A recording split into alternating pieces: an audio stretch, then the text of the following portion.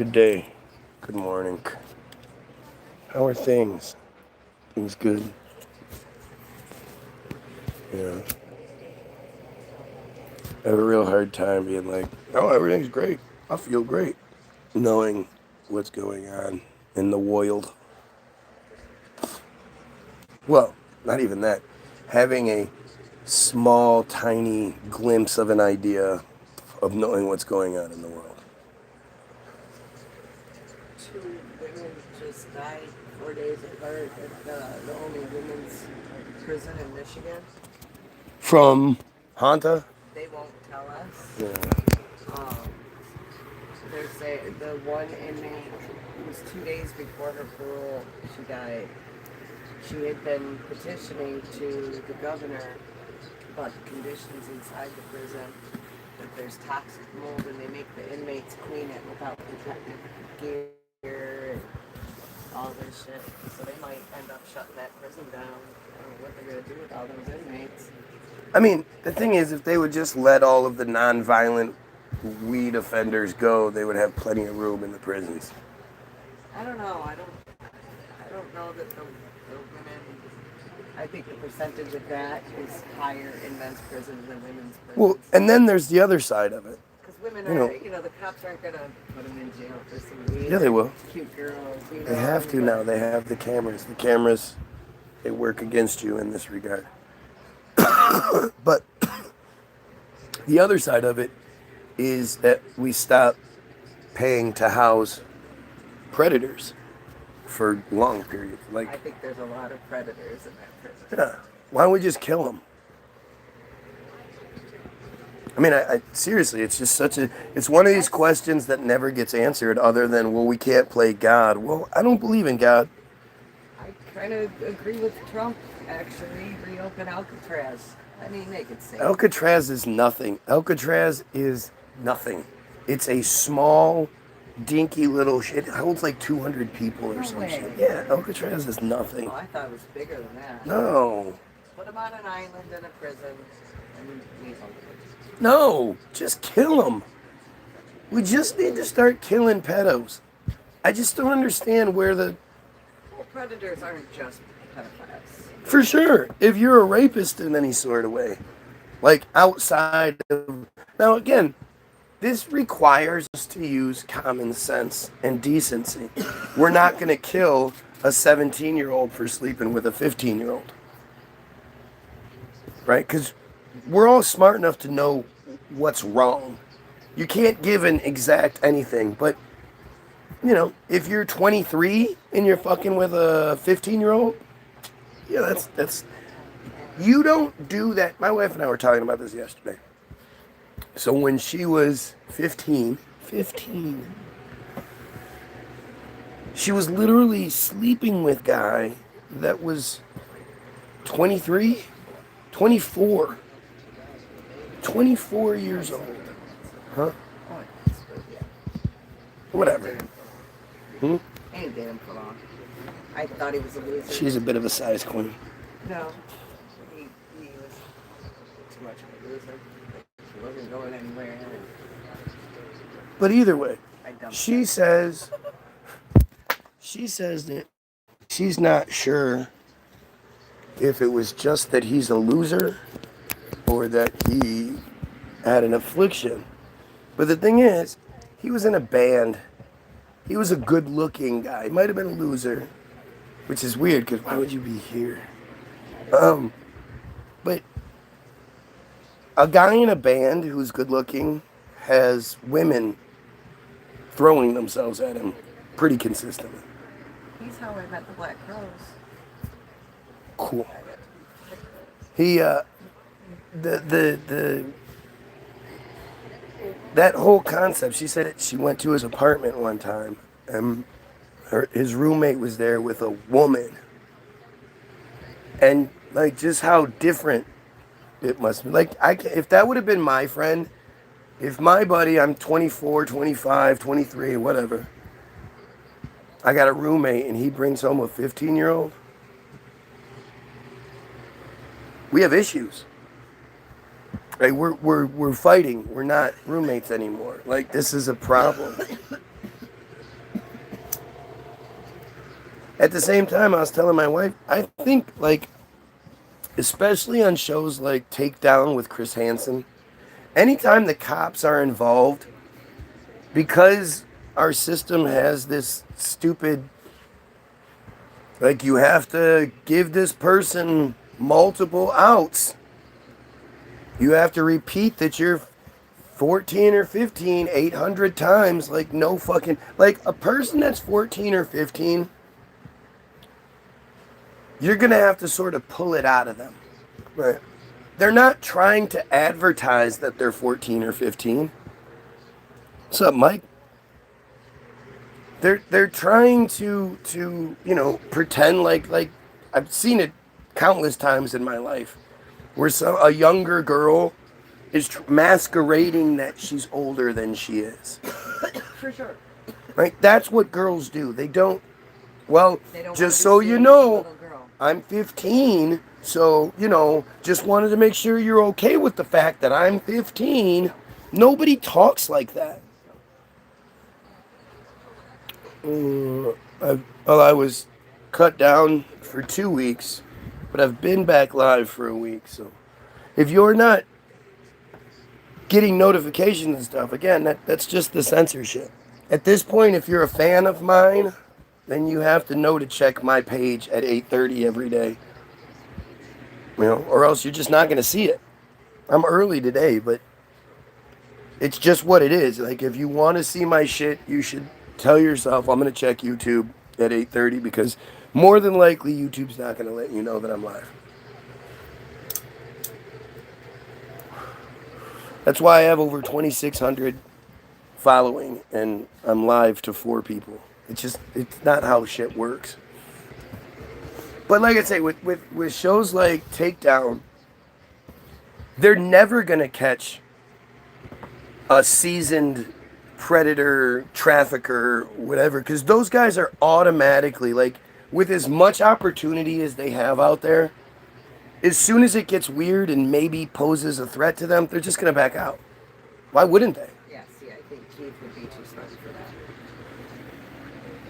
No, I don't think he would. I think he would maybe if you said to him over and over again some shit, but I think you could easily catch him in something.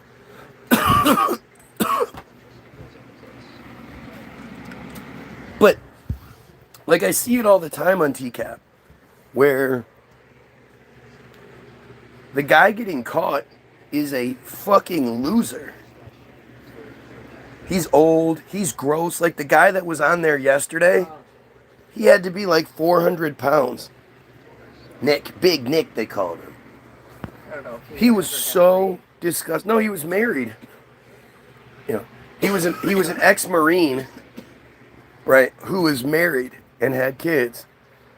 But his wife looked just like him. I mean, that's how that works. You become those Tweedledee and Tweedledum characters. Was he the pudgy guy from Full Metal Jacket? No, he was way fatter than that guy. No, I know, but Right. when he was younger. Who knows? I'm surprised when I see a Marine that's that bad, that let himself go that bad. Like, normally, I would say I don't care how old he is. If he's a Marine, I'm not fucking with him. Yeah. But that fat piece of shit, I'm not worried about him. I think about it, too, from the other side. Like, imagine some dumb girl that is like, I'm going to make my dad mad. Or, like, I put myself in that position. Like, when I was a kid, the times when I would, like, when I was down in trying to buy weed down in Detroit, and I got lost, so I asked somebody directions, and they were like, oh, you need some weed? Yeah, I'll take you. And I was like, okay, get in. Like, that kind of shit. Like, that's how dumb kids can be, right? And to think some dumb girl is going to be like, oh my God, a man is interested in me. Like, I'm going to have him come. He's coming over. He said he would come over. He would bring me things. Like, he says I'm cute. He says I'm this. He's an adult male, so he's got his game sort of. He knows what to say. It's like the traffickers. So, like. Wait. Just wait. Imagine that girl, like, setting it up. He comes over, and she opens the door, and that big fat pig is right there. She's going to be too scared to be like, oh my God, you're gross, get the fuck out of here. She's going to go with it because she's afraid, she's, girl, emotions, whatever. And that's going to be her first time. It's going to be just like imagine, because, by the time he was 46, you don't remember what it's like to want to sit on a couch and make out for 3 hours. Right? When you're an adult, you're like, all right, drop your pants, let's go. It gets pretty boring. But that's how it goes. You don't do the thing that a 14-year-old, 15-year-old girl would want to do. You're not going to take it that slow. And I just think like thankfully this was a setup, but how many times is it not a setup? How many times is that what happens? And these little girls are just fucking scarred for life. Like, it's just insane. I was reading something yesterday. Most kidnappings happen. I don't know about most kidnappings, but I would imagine a lot of kidnappings happen that way. Sorry. I think it was Kate Moss was approached. She was at an airport, I think. She was like 14 or something. Was it by Ghislaine? It wasn't Ghislaine. It was another female, though, in that business. Came up to her and said, have you ever thought of modeling? It just so happened that one was legit, and she ended up becoming a model. Yeah, but who knows what she had to go through to get there? That's how they get a lot of these girls. They go up and they represent themselves. That's how they get a lot of women. And it's fucking sick, but that's how a lot of those traffickers are doing it. So we don't know what he told the girl he was, and no, we do, because we have his transcripts. Oh, that one. Yeah. But a lot of them, they misrepresent what they can do. What of course. They can provide for this. They are their internet personality, and like you can see on my feed all the time, there's a lot of people when there's a screen and anonymity involved that get real tough, or get real full of themselves, or they just become a person. Did she? I don't think so. Yeah, I don't think so. How could you go to somebody's house and not know what they look like? He knew what she looked like. Yeah, but she went to his house, right? No. Oh, God, no. No, they don't do that. But I just, it's all so fucking crazy. It's just all so... And so much of it has to do with how we're programmed. I mean, it's different now, and I know people like me are raising our kids to be different. But the way I was raised, like, your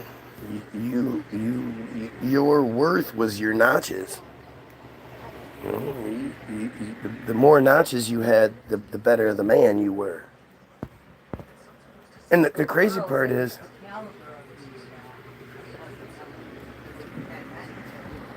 right, it's crazy too how like as a young man, if you really want to have like fun, good sex, you do it, you find somebody that you enjoy and that you connect with, and then you do things together, and that evolves into something. The first time you have sex with someone is kind of awkward and weird. But like, I think about the situations where if I was just like if I wasn't me and would have just stuck it out, I probably would have had a much better time, would have had a lot more fun, would have had a lot less lonely times, even though, I had my fun, there were the in-between times. Whereas instead of just hanging out with somebody I dug and cared about, like, it's just different. And I go out of my way to teach my kids, like, it's not about your numbers. It's fucking, that's a good way to get diseases like pregnancy. And I always thought, like I even hesitate talking about things to a degree with them. Because I know, like, my dad used to talk about shit all the time with me. All the time. Like, almost like he was bragging about his escapades. And I know that, like, my dad told me that he only ever used a condom once, and because it didn't fit, he took it off and threw it out the window. And I know that because my dad said that to me, I thought that way. Mm. Sure. I always thought, like, the girl that gets pregnant is the one that's supposed to, and stuff like that. And God, that was such a reckless. That's like Russian roulette. You know, what a stupid ass way of looking at things.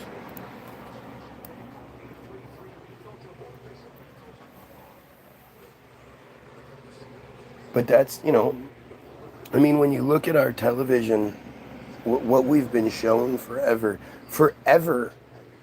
we've seen like old gross. Like, think about Hefner, right?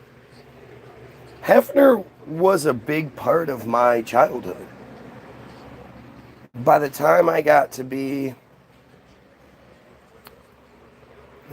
like Playboy was a huge thing when I was a kid, and then as like the internet started to become a thing, and then you had the reality TV. Like, Hefner was at the head of all that shit. He was a forerunner. And they used to show they had that show where he literally walked around with 3 girlfriends. 3 fucking young blonde in their 20s and 30s. And this is an old fucking 70-year-old man. His old fucking balls. The reality is, if you're like 40 something, 50 something, even in your 30s, if she's in her early 20s and she's with you, she's either using you or she's got so many fucking issues you want nothing to do with it anyway. She's got daddy issues and all that shit. But no chick in their early 20s wants to deal with your 40-something-year-old old ball bullshit. It's just weird. She's fucked up if she likes that. Look at us. My numbers will not stay put. 2-7. This asshole again, yep. Guy like me, talking about respecting women and all that. We know you friars don't like that. We know you friars are why we all think the way we do. One of the main reasons we think the way we do as a society is through Hollywoodism. The weapon, they used Hollywoodism, and they manipulate these really dumb, subservient creatures. And all of this shit, like they don't respect their women. It's really funny how they're all like, oh, my mother, my mother, my mother. But then they treat everyone, of all the other women but their mother, like they're second-class shit.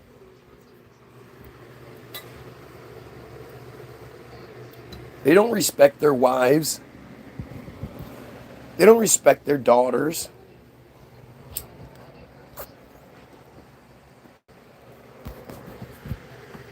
And again, you can have all these other people out here talking about all these other conspiracies all day long.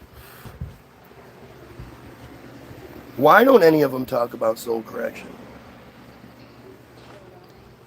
Soul correction is documented pedophilic rituals that are happening every 2 weeks to this day. Like, it's still happening. It happens every 2 weeks. And if it happens in Israel, it's happening in the Talmudic settlements that are all over this country. Whether it's Lakewood, whether it's Kiryas Joel or Highland Park or whatever fucking, Hasidic area you have near you.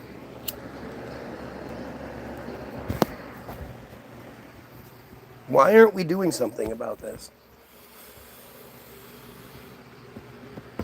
There's a few more people that talk about metzitzia, but not enough. Metzitzia should be absolutely, circumcision should be absolutely outlawed. There's a reason why it's not talked about. And it's not because it's like, ooh, it gives me the creeps talking about it. If that's the reaction you have, then why would you do that to your child? Have you been given like more than enough scientific research and documentation to prove that mutilating your child is the right thing to do? Mutilating your infant, your newborn, because at least with them, they wait 8 days to do it. With us, they do it within hours.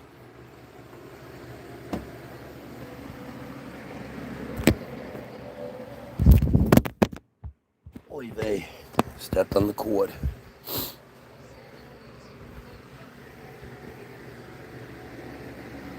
Look at how desperate these fuckers are. Again, not going to come in here and be like, yeah, you're right, we should eliminate these pedos. They never say anything like that. Why is that? They all pretend like they don't know what I'm talking about. How come I know it? Israel Hayom is Israel's #1 most widely read free daily newspaper. No, I'm not some piece of shit that has to experience something to care about something. I know part of your fantasy is that something happened to me. But no, I'm just a good person. I'm not a selfish piece of shit like you. So crazy how people always go there. That in order to be speaking out, something must have happened to you. Why? Oh, because nothing happened to me and I don't speak out about it. Like, that's literally all it comes down to. You expect that everybody's the same piece of shit you are, and not all of us are. Not all of us are big pieces of shit like you. If you're watching, like, share, and sub. You know, they're going to fuck with this feed and drop it down as much as they can. So we need your efforts to combat that bullshit.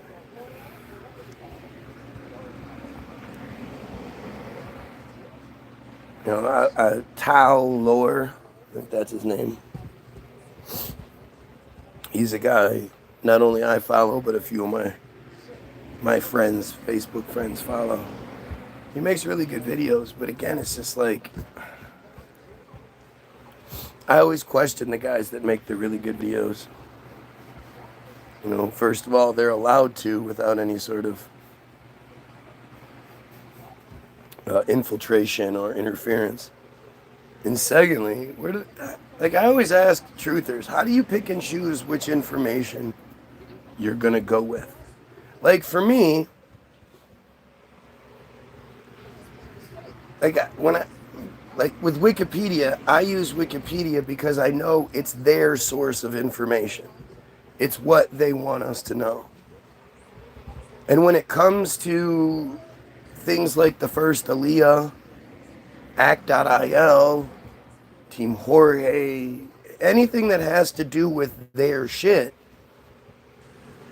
especially when it's stuff that can be seen as negative, well, Wikipedia is not only their source, it's going to be their version of the story, of the narrative, spun to their, with their best interest in mind.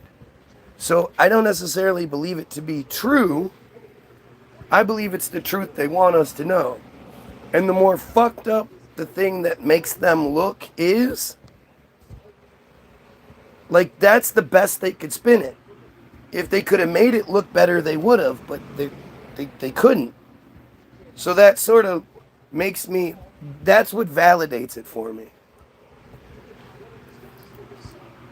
Is the lack of like what it's supposed to be, what it's not supposed to be. But I don't know how most people do it. Well, then you're fucking stupid. Why would you only get information from me. How do I benefit from that? I'm a part of this just like anybody else is. I'm learning just like everybody else is. So I really want to know what else is out there, what other people think, what other people know, what I'm getting wrong, most importantly. If you can please show me what I'm getting wrong, I would love to know.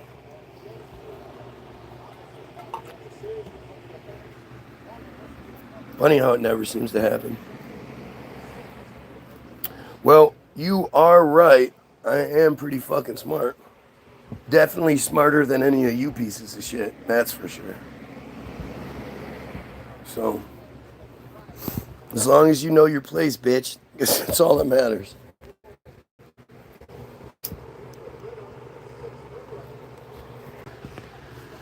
And since I'm the smartest person on earth, you know what I'm saying is true. You know, calling you a bitch means it's true. You are a bitch. Smartest person in the world says so. Let's see what this one looks like. Joined 1 year ago, has no subscribers. Damn, fucking cord. I gotta stop doing that.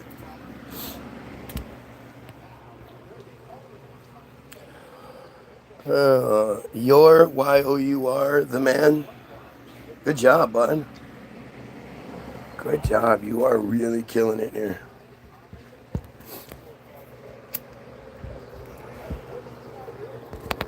Like, is this the new game? Is to like make it seem like my supporters are dumb or something? Is that what it is? I don't care what you do. The fact that the one thing that never gets done is addressing what I'm getting wrong and then debunking it. That's all that really matters. These guys aren't like hiding the best argument until the right time, the right time presents itself. What's this guy doing? Is this guy just walking? So he's smoking pot, and that's...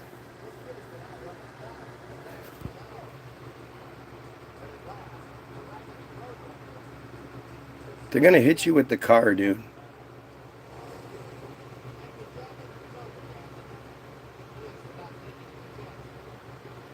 Oh, there's the shot. Yeah, somebody having a mental flick thing. Oh, like, it's so funny that you guys think that, like, you're still so, like, this is an example of act.il in its finest, right? It's obviously high school and college age friar kids that think, like, gay jokes hurt. Like, oh, no, please don't call me gay. Oh, like that shit you get past, you know, after high. Once you grow up a little bit, you're like, yeah, gay jokes don't really matter. Like, it just shows how desperate you are because you're not condemning pedophilia, you're making gay jokes. Like, it's just awesome. You know, I appreciate your stupidity more than you can imagine. More than you're probably even capable of understanding. Because you honestly think what you're doing is, like, working. Like, you're like, ooh, this is going to get him, type. Belch. Right?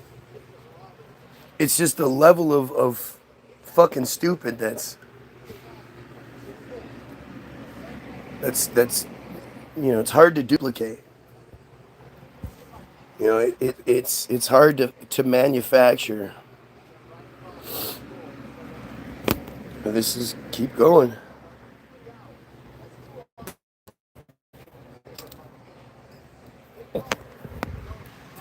I appreciate you. I hope you realize that. That's why you're still here. That's why your God allows you to be here. I could fix it really quickly. And of course, then you just make another profile and that would be that. But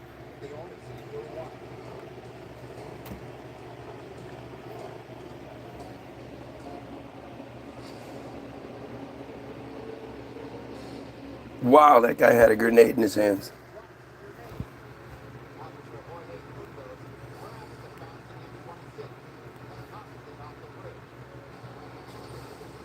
That's crazy. Good thinking there, Piggy.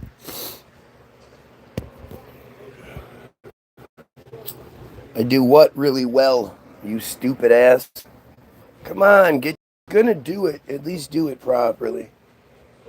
I don't do it really good. I do it really well. See what I mean? Everything you guys do just makes it works out. It's just better for me. Keep going. Show everyone how stupid you inbred pedos are. How desperate you are.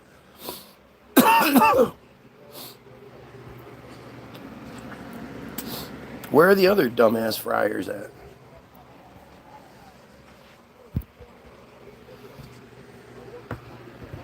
You usually have a much bigger group by this point. And people, like, again, there's so many distractions going on right now that it's really hard to keep up with it. But like I was saying, that I commented on Tao Lore's page. Like, how do you know which things to even go with? And at the end of the day, all we're doing is arguing about shit they tell us to argue about. Until we Goyim unite and overthrow them, it's all just manufactured. I saw this other video. I actually shared it. Congressman, judge, whatever, using the... I can't even do it justice. I gotta show it.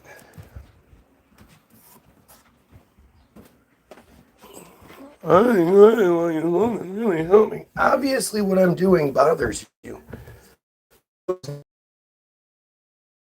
Shit like you, I'm more than okay with it. Twilight? You wanted to watch. I told you. He wanted to watch it yesterday. Can you see your phone for a second? He wanted to watch it yesterday, and I told him he should wait for you. Use mine. I Can't. think it's upstairs. It's not. You're really stupid. You're really, really dumb. You go to prison, you understand? How long? Depends on how cooperative you are right now.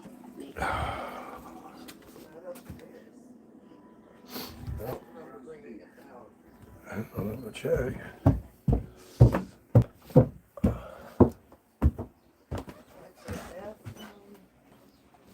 I can't imagine you're walking around without your phone on you. Oh, you're right. It is up here. Sitting right in front of me.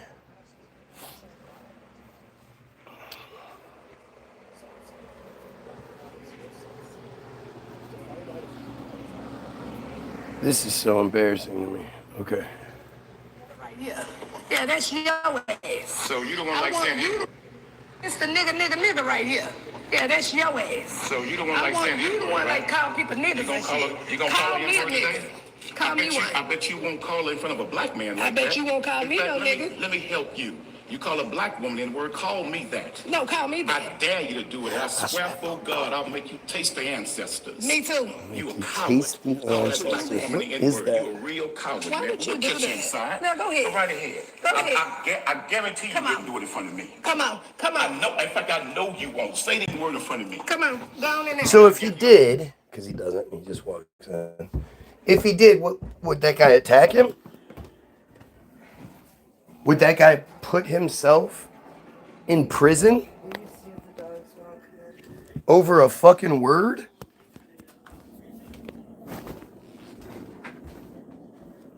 You know, I think the whole N-bomb thing. Come on, Tootsie, come here. That's a good girl.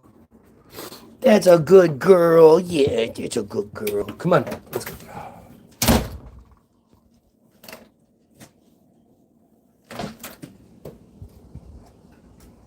Come on, OCD.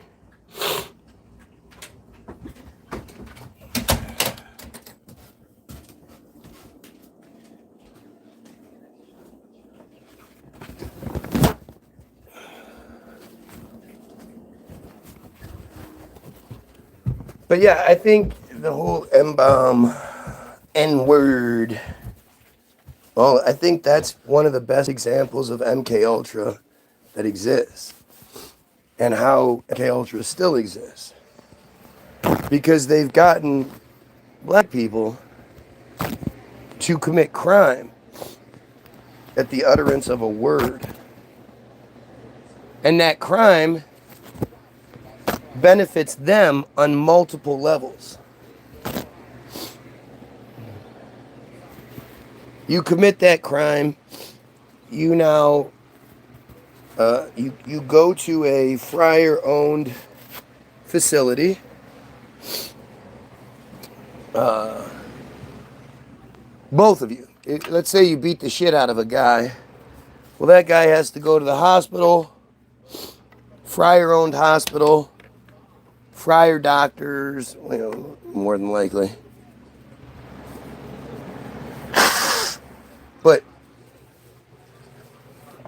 at the end of it, you go to the friar-owned facility where you however long you stay there, until you get you a good friar attorney, so you can see a friar judge who sets whatever punishments that go, and like it's just an entire benefit for the friar community, while also continuing to disrupt relations between black people, white people, black people, and anybody really. If somebody calls you the N-bomb and you lose your shit over it and you start acting like an ignorant moron, well, then you're proving it. That kid just got out of that car and started running. That's hilarious.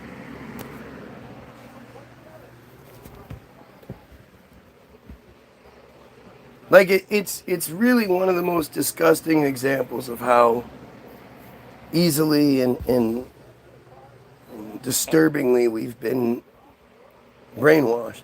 That people think like it only means black people.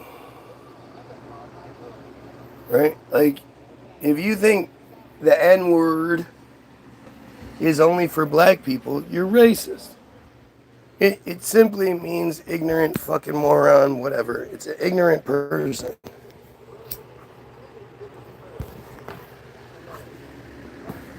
And that's, it is the friars, absolutely. The friars control it all. As long as blacks and whites are fighting and not unified against our common enemy, they are safer than they would be. Pretty simple. As soon as people realize that, that it's all just distraction. It's all there to manipulate in the most negative ways possible. It really doesn't matter. Our newest song dropped, by the way, and it's really like it.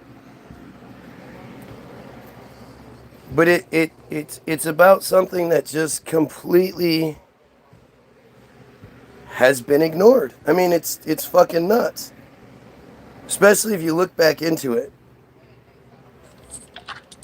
Julie Swetnick. Right? Where is Julie Swetnick? Where is she today? I don't know. You can't find anything on her. See if I can find a story about Julie Swetnick from the Today.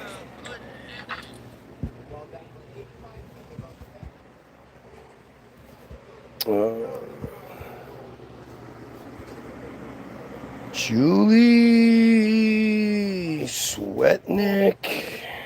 Wow, you have to type the whole thing in just to get it to pop up.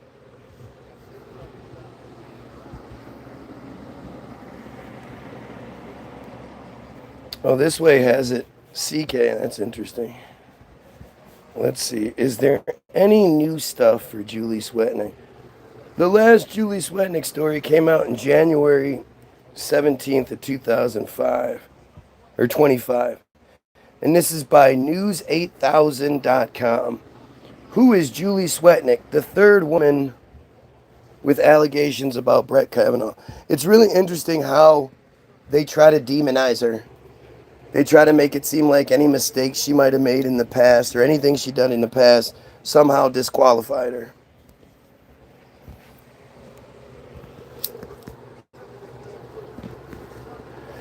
They provide us Grindr, dude. They know all about Grindr and Pornhub and all of those other things that they own. Yeah. Like Rabbi Shmuley Butt Plug, Rabbi Butt Plug. That dude is it's just crazy. Julie Swetnick, previously unknown. This is from originally by Eli Watkins. Eli Watkins. September 26th, 2018, updated January 17th, 2025. So this is going to be mostly from right around when this happened. A previously unknown, self-identified D.C. resident was thrust into the national spotlight on Wednesday as she became the third woman to come forward with allegations about Supreme Court nominee Brett Kavanaugh. Interestingly, I believe that Blasey Ford was the cover-up for Julie Swetnick. I think people knew that Julie Swetnick was thinking about coming forward, and they had the Blasey Ford story in their pocket. They had it for at least a year because she had written the original note a year earlier. If you remember the narrative very well, which you probably don't. But when Blasey Ford's narrative was vague at best. And the fact that Brett Kavanaugh used his calendars, like, seriously, I want somebody to go drop in on Brett Kavanaugh and ask to see his calendar for the last 2 weeks. Can you show us your calendars for the last 2 weeks? Because you remember you write everything on your calendar, what you were doing. Like you would have written down, raped a girl today, if you raped a girl. That's literally how he got away with this shit. I keep accurate calendars, and I write down what I do each day on the calendar at the end of the day. And there's nothing that says I did anything like that on my calendar, so I must not have done it. Well, she can't remember what she was wearing on that day, so it's probably not telling the truth.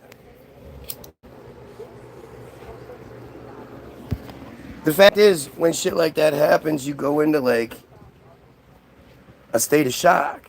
Like in movies, they switch to the camera where it's just a round circle in the face and everything is all blurry, and the camera is the one that's stuck to the waist, so it looks all weird. That's what it's like for you. You don't know what the fuck's going on. It was vague because it was live. Oh, was it?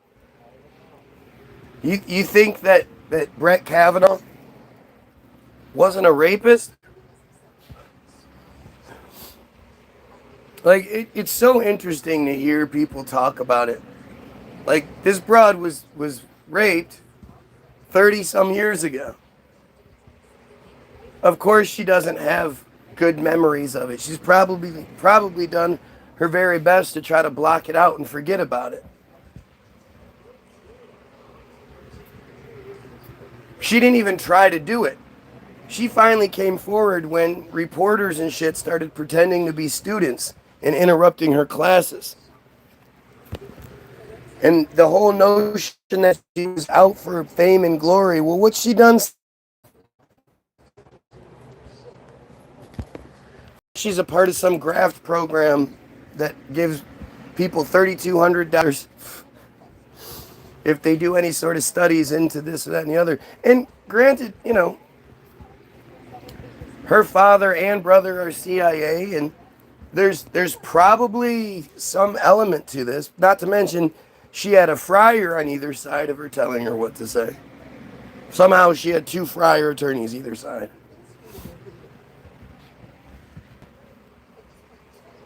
But again, you get her story, which is vague, and I mean, if your mother told you that something like that happened 30 years ago, and she doesn't, done her best to forget it, so she doesn't quite remember everything. But this, would you be like, oh, shut up, Mom? You're just lying. No, you'd be pissed. And then you have the second accuser who said that he exposed himself to her at some point. Like, seriously, what guy hasn't shown his dick to a chick at some point? I mean, I would imagine a lot of you friars with your micro penises, you don't tend to whip those out very frequently. You know, the Mark Levins of the world. But being some sort of sexual assault or whatever because he whipped out his dick at some... Depends. Like, were you at a function? Was it no, or were you at some crazy party and everybody was drunk and everybody was doing all kinds of debaucherous shit? Like, if you were in the library and he walked up to you and whipped his dick out, well, that'd be pretty fucking weird, wouldn't it? But what Julie Swetnick says, so you have the first girl, which is all about discrediting the situation, I guess, with the, you know, he pulled his penis out thing. But the Julie Swetnick story is a completely different thing. Julie Swetnick is talking about these skull and bones rape parties that are well known to exist. You know, this isn't a secret per se. Like, if you're in any sort of conspiracy circle, you've heard about the skull and bones rape parties. Wow, it's fucking crazy. This guy is driving with a busted wheel, and now there's fire coming out.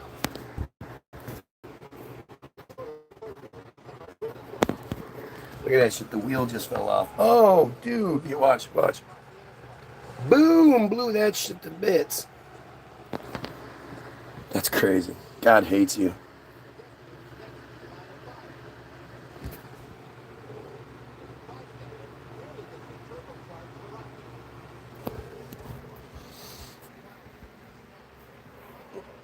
But Julie Swetnick's story is just so interesting because, again, she's describing what are historically skull and bones rape parties.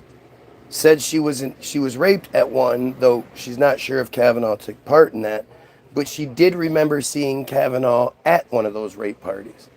Well, why would she go to those parties if she knew there was going to be rape there? Thanks, Lindsey Graham. Because she knew there was going to be rape at the parties.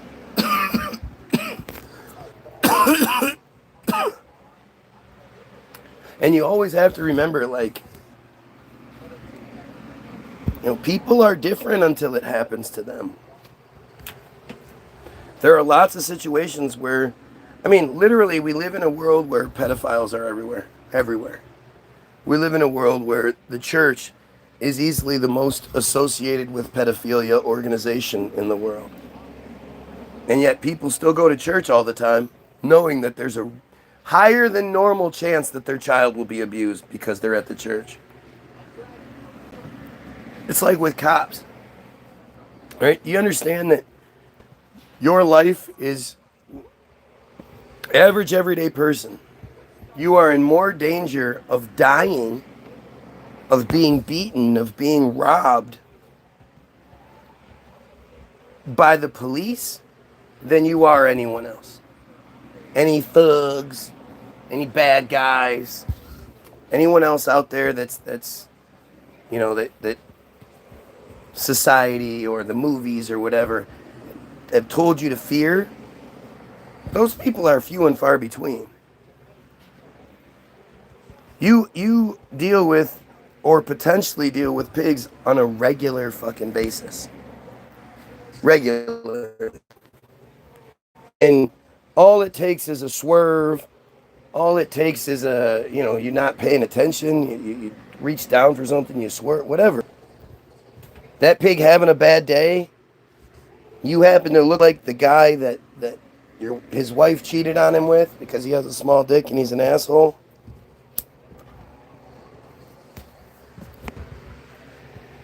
There's been countless videos of unqualified, psychotic people doing crazy things with their badge and getting away with it. Maybe they get fired from the precinct they're in, but they get immediately hired by one down the street. They kill way more people than the average bad guy does.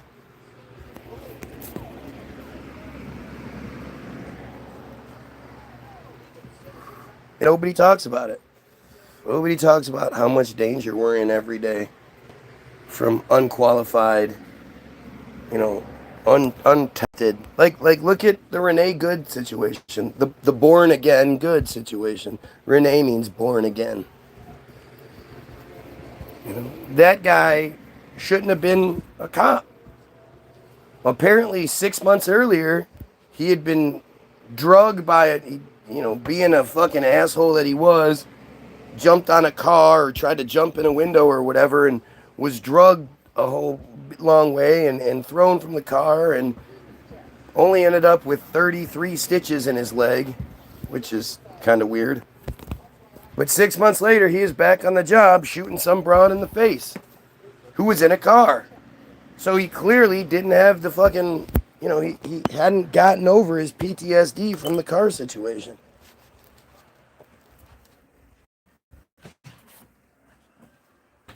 What were we watching yesterday?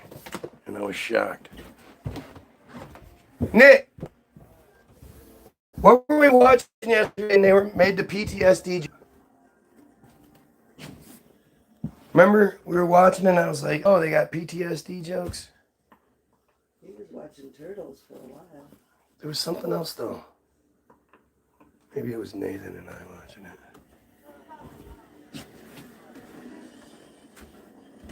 Huh. I don't remember. It's all just manipulation. It's all manipulation and fuckery, man. And it's all to keep us stupid, fighting each other, believing in Jesus. It's so frustrating. It really is frustrating to see like this awakening, the noticing that everybody's talking about, the noticing happening, and yet Christianity seems to be escaping the scrutiny necessary, the proper scrutiny it deserves. And I just don't understand it, man. Like, what do you think they used to control the people before they had the control system in place? Before they had cell phones in everyone's hands and shit. How do you think they controlled us? They used the schools. They used our traditional ideas of things, and they used religion. It's not even like a question, and yet so many people don't even bother to ask or look or try to understand it.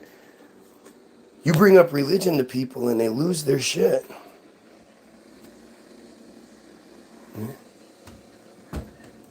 Like it's shocking. It really is shocking how stupid people can be.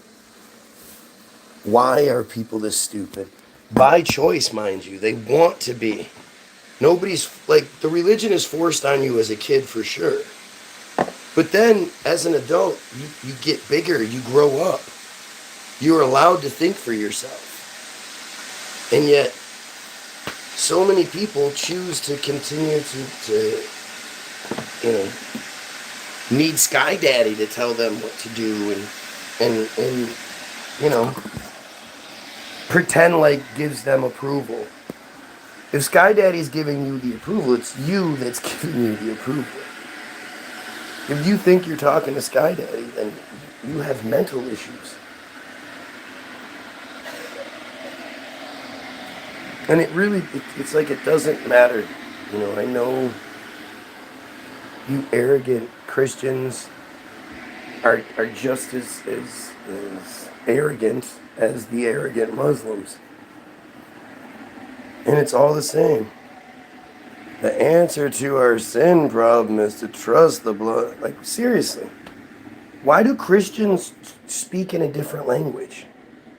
Like, seriously, can you imagine if you're talking to somebody and you're just having a conversation about whatever it is, and they suddenly go, whoa, the answer to our sin problem is to trust the blood of Jesus Christ at the cross for eternal life. Like, what? What did you just say, dumbass?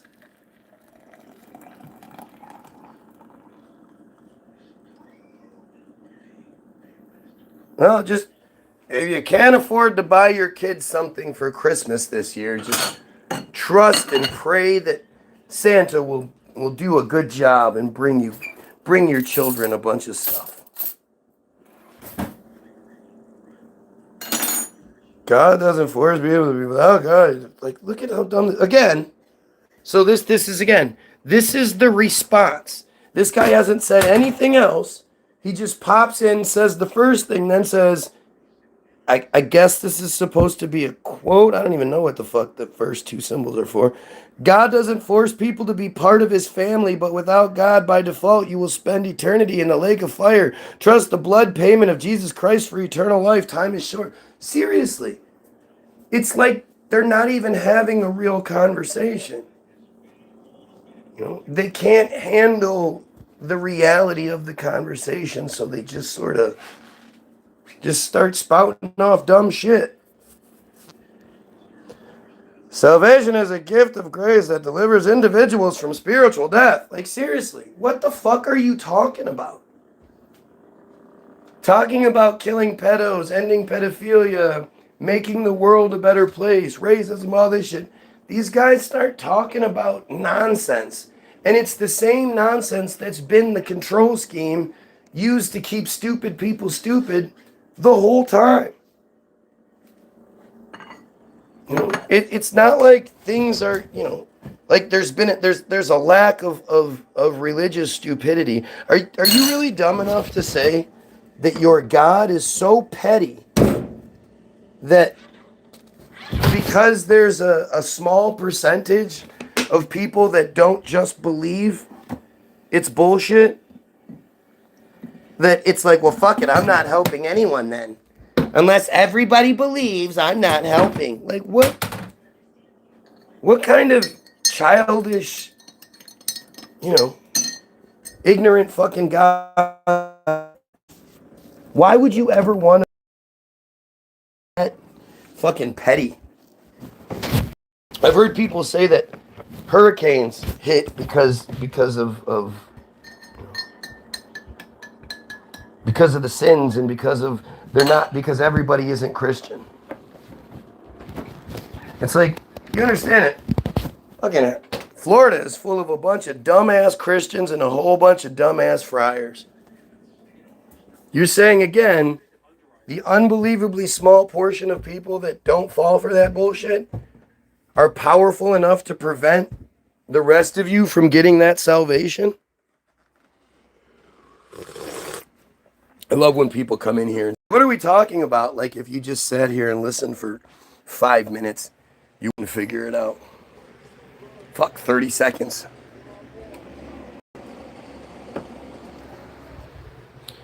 Let's see. There is no single God. There is no gods whatsoever. How is it not true? Like, what do you mean, how is it not true? It's not. Extraordinary claim. Extraordinary claims require ordinary proof. Where's your proof? You're making a very specific statement saying that your version is correct and all of the other versions are incorrect. So then you should have, you know, pretty obvious and undeniable proof for why you believe what you believe, right?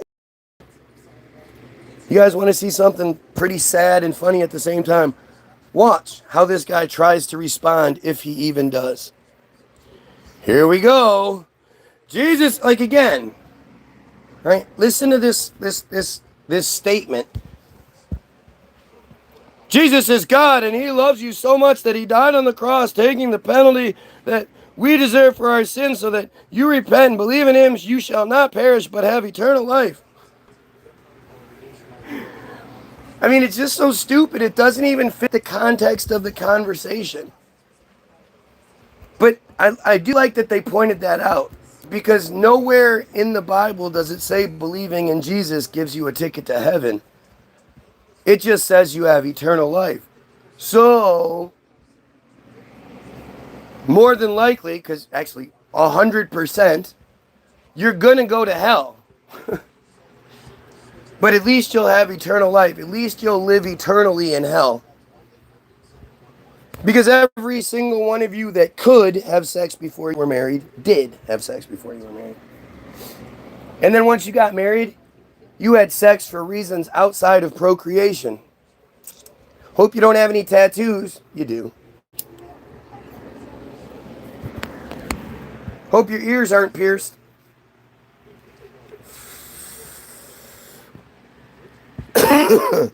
Hope you're not a woman.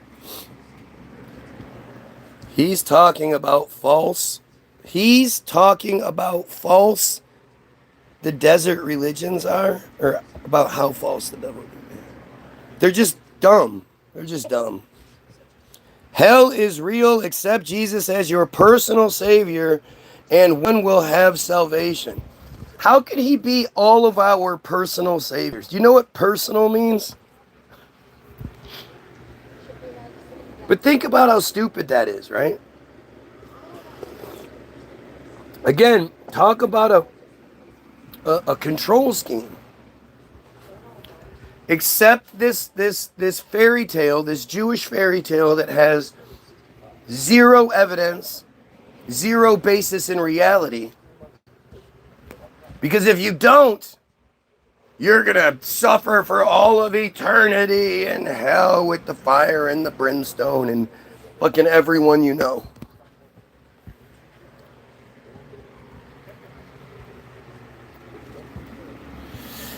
Heaven is waiting for the believers. The Bible tells us so. Yeah, if you follow the impossible rules. Because how can there be one God who controls the entire universe? But if our gospel be hid, it is hid to them that are lost. 2 Corinthians 4-3. Like, what the fuck are you talking about? Now you're going to start bringing up dumb random quotes. How about Matthew 24:34? Why don't you talk about that one? Now we're going to do something else. In whom the God of this world hath blinded the minds of them which believe not, lest the light of the glorious gospel of Christ, who is the image of God, should shine upon them. What the fuck? Or unto them, sorry. Like, again, it just doesn't make any sense. It's written to be so stupid so that you need some qualified person to interpret it for you. But I do like the fact that they say, like, well, if somebody doesn't believe it, then don't worry. They're just blind to this truth because they don't just accept it because they might ask for logic or reason or evidence. Like, it's really pretty embarrassing how childish and stupid it is. But then again, it's a Jewish fairy tale. What do you expect from a Jewish fairy tale? You can't. A Jewish fairy tale like religion. All sin, right. Oh, I love this quote. All sin shall be forgiven except blasphemy of the Holy Ghost. Beware of wolves in sheepskin. So, your God thinks nothing is worse than saying, God damn it, rape all the kids you like, kill all the people you can, steal, blah, blah, blah, but mainly rape all the kids you like. And that's not as bad as if you blaspheme. Don't you blaspheme. As long as you're not blaspheming, you can rape all the kids you like and still end up in heaven. Do any of you want to go to heaven with people who rape children?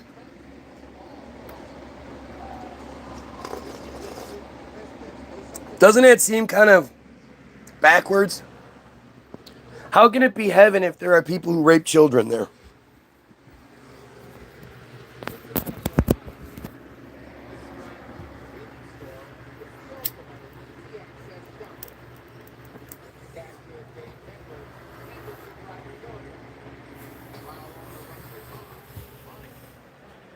And whoever has not found the written book of life be cast into the lake of fire. Right. Now we're jumping to Revelations. See, this is what they like to do. They take little bits and pieces from all these different narratives and say, well, look at how it fits together. Well, why isn't it fit together by staying in the same narrative?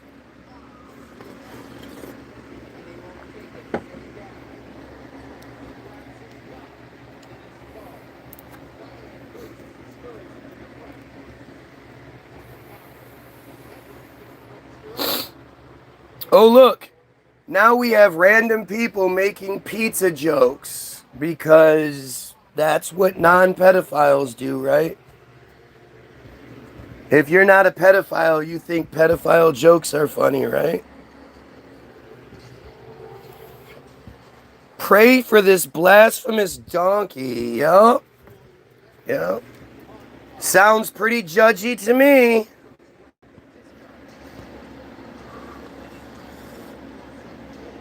Sounds like you're pretty judgy.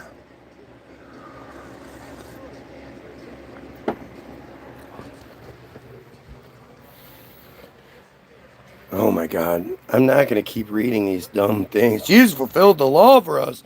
For verily I say unto you, till heaven and earth pass, one jot or one title shall in no wise pass from the law that be... What?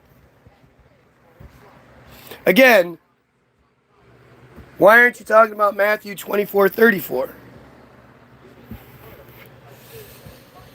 Yep, Ebosh the pedophile, exactly. Why do people use God's name to swear and not Allah or Joseph or Smith?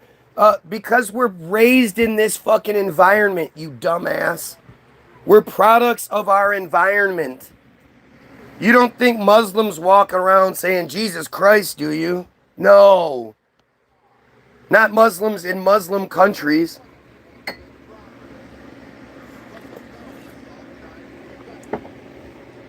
But you're so stupid. This is how stupid and desperate they are. That they start reaching for these straws because they don't have anything reality, based in reality to use. It's a spiritual welfare. Read the whole... Yeah, that's what it is. Heaven is the presence of God. Hell is the absence of God. Where do people get this shit from? These arrogant fucking... again, it's so funny how Christianity is presented as the absence of ego.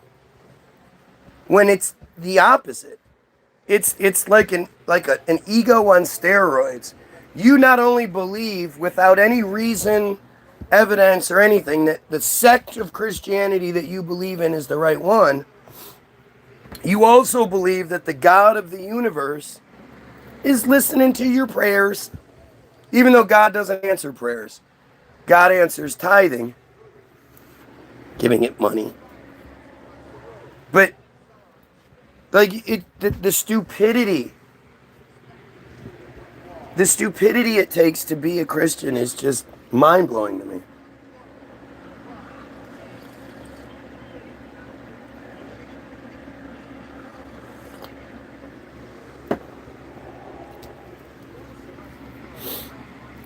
You mean Matthew 24? No. Oh, you're not reading it correctly. He does not say truly.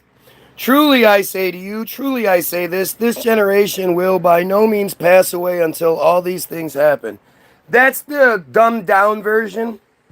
The real version is verily, verily I say unto you, verily, because he likes saying verily. Verily, verily I say unto you, no one of this generation shall pass until all of these things, or no one of this generation shall die until all of these things come to pass. Basically, same thing. Yeah. I not remember.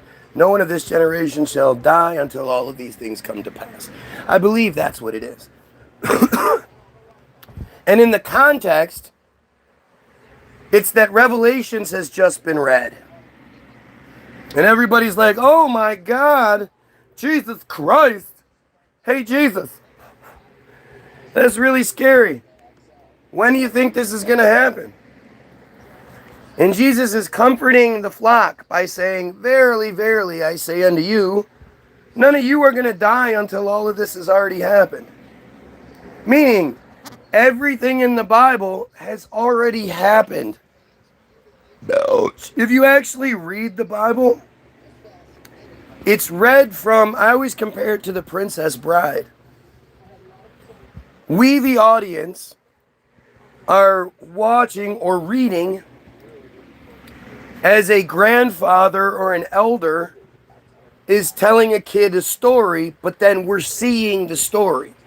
We're not seeing his entire narration. And then he says, and then she says. We don't see it that way. There are little bits and pieces that let you know. Multiple times it says we. This happened to us. And they refer to the Gentiles as those Gentiles over there. Not us Gentiles, those Gentiles. So the entire book is a Jewish book. It's a Jewish fairy tale. All of the main characters are Jewish. The narrator's Jewish. And again, it's all shit that supposedly happened a long time ago. There's no modern, oh, this is what's going to happen. Jesus doesn't say, oh, all this stuff is going to happen here in the near future. He says, don't worry. None of you dumb sheep were going to die until all of this shit's already happened. But these are the parts of the Bible you guys don't like. So you just ignore it, right? You know, you're just, it's like, it requires such stupidity to begin with. You know, I mean, all three Abrahamic cults have their foundation in pedophilia. All religious scholars agree that Mary was between 12 and 14 when she gave birth to Jesus.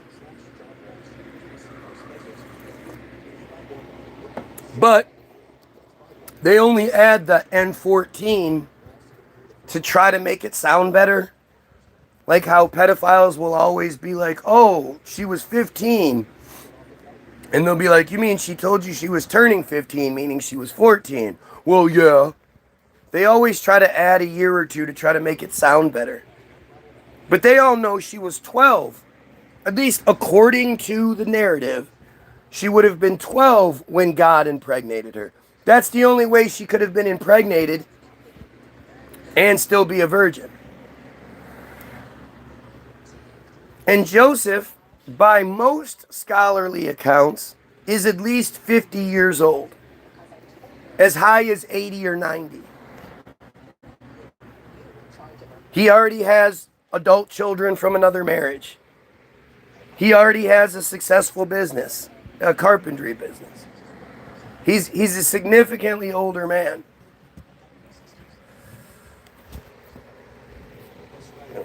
A couple of schools of thought say he was in his 20s, but still, he was like 25 or whatever by those schools. And those are just fringe things. Most people, most scholars agree he was at least 50 years old. And obviously, when you look at Jewish lore, when you look at their cultural setup, that's how it all works. That's why they have parties, the bar mitzvah, bat mitzvah, the girls at 12, the boys at 13, where they, and that's in the older versions. Now it's 13, but they technically, or they culturally become adults That's what the whole mitzvah is all about.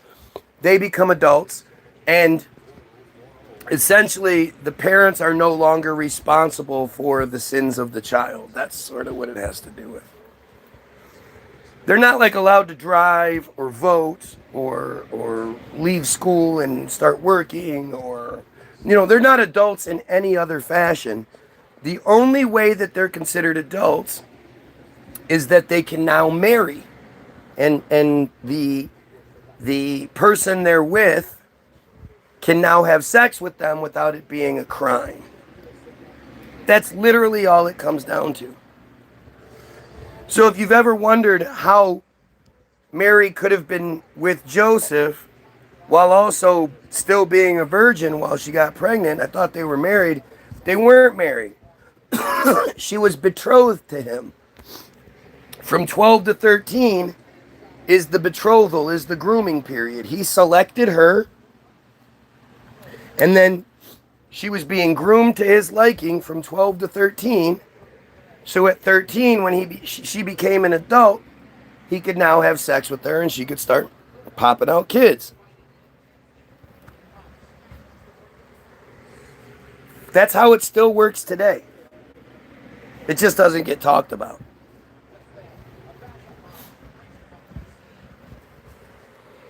And so your Jesus is a product of some pretty disgusting fucking pedophilia, if you ask me. At least 50, probably 80 or 90. 12-year-old girl, pretty fucking gross.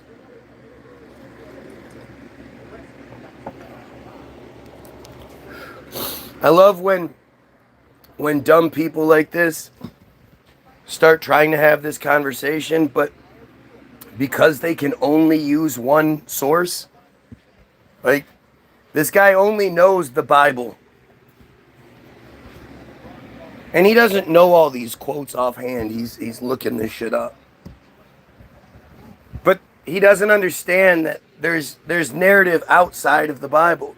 And really, the Bible is only validated by the Bible. None of the other regions around there, none of the other historians of that time, even the ones in that area, talk anything about Jesus. It's all just fake dumb shit. Oh, Jesus, man. These guys are so dumb. 69 weeks, Daniel has happened. Who gives a fuck? 69 weeks of Daniel has happened. There is 1 week left. 1 week equals 7 years. We are waiting for the rapture today, then the last 7 years. What are you talking about? Like, where do you even get this shit from? Like, it's just so incredibly stupid how they just make shit up to fit what they want. And said Mary unto the angel, how shall this be, seeing I am not a man? And the angel and the Holy Ghost will come upon thee, and the power of the higher. Now Joseph says, Y-O-U-R, making things up. We got a smart one here, folks. Let's take this fucking genius seriously. He's obviously copying and pasting a whole bunch of biblical quotes. But when it comes down to him actually typing something from his own perspective, he can't even get his yours right. So then faith cometh by hearing, and hearing the word of God. Yeah, so that's not really faith, is it, though? That would be evidence. If you're hearing, justify having faith. But you're not dumb enough to think the King James Bible is the word of God, are you? Come on now.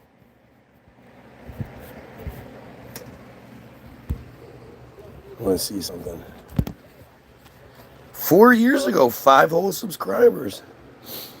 And there are a few different versions of the Bible. Oh yeah, of course. It's all just dumb. It's fucking dumb. Our DNA has God's signature. Yeah.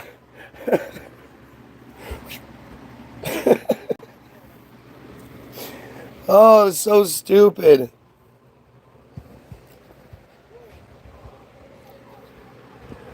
Oh. You know, half the world looks at your interpretation and calls you stupid. You're saying 4 billion people support what I'm saying? I'll take it.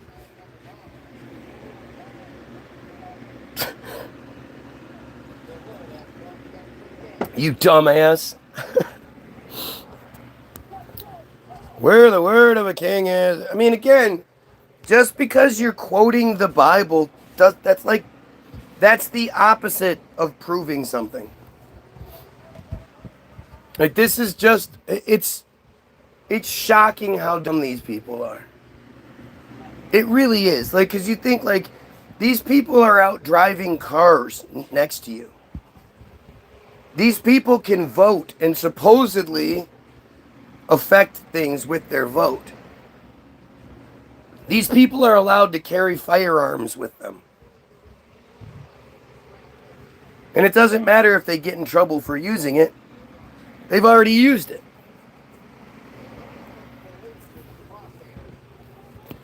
I support Israel. I don't know why you're so hateful. Y-O-U-R. I don't know why you're so hateful, this dumb ass says. Well, let's see. It's the pedophilia and the genocide. Remember?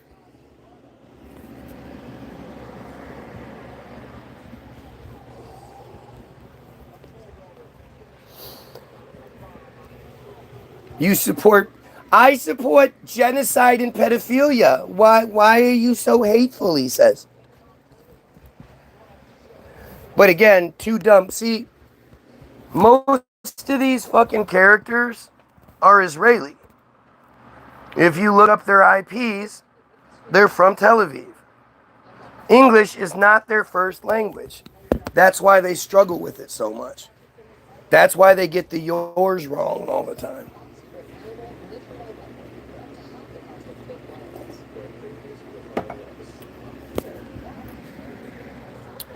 You dumb. D-U-M.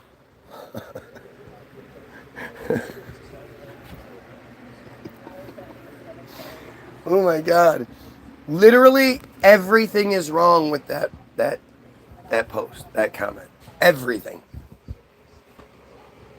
You dumb. Sweetheart. Somebody just said, you dumb. D-U-M. You dumb. She giggled.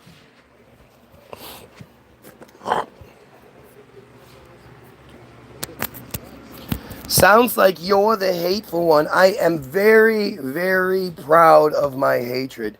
Did you not see the title? I am proud of my anti-supremacy. I am extremely proud to be somebody who lives in a society that tells me I'm not supposed to hate these things, and yet I still do. I hate genocide. I hate pedophilia. I hate pedophilia, and I hate genocide. I don't want to get it mixed. The pedophilia is the number one thing.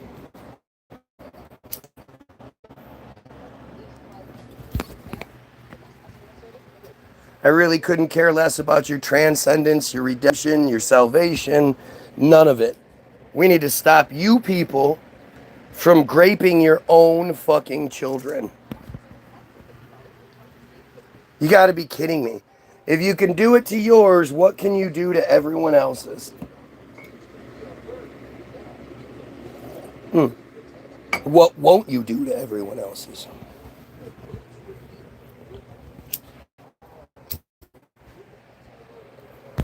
Look what Israel has done to its neighbor. No, Israel shouldn't exist. Look at Israel's existence. Israel's existence is terrorist. People were living there. Things were going just fine. The Israelis wanted it, so they manufactured a narrative to obtain it. They had been invading Palestine since the 1880s by about 10,000 people per year. But, you know, It's always been an invasion. The Russians even saw it coming, and in 28 gave them a territory in Russia called the Jewish Autonomous Oblast. It's a large, 3 times the size of Israel. Beautiful area, mild climate, mountains and trees, and in between China and Russia, so there's no Muslims pointing rockets. 150,000 rockets are pointed at Israel at all times. Yeah, right.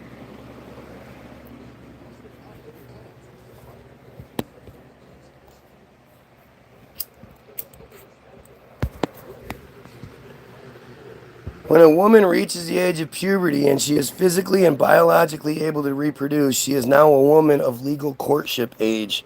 Says some fucking friar. Quoting some friar bullshit. The Sanhedrin. Isn't the Sanhedrin one of their things? He's literally exposing it for you guys.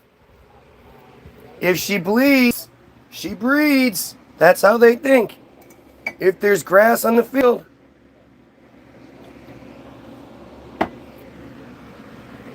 And they don't see it as like she's 12, she's in a relationship with a 12, 13, 14-year-old boy. This is full-fledged adult males now have access to her. That's how these sick pieces of shit think. And he just comes out and points it to you. He's spamming the comment, just so we know. God doesn't endorse intoxicants. Yeah, it's just here by magic because God put it here. Isn't it a plant that doesn't require any sort of chemical alteration or anything? Just the fruit grows and then it dries. Isn't that God's work?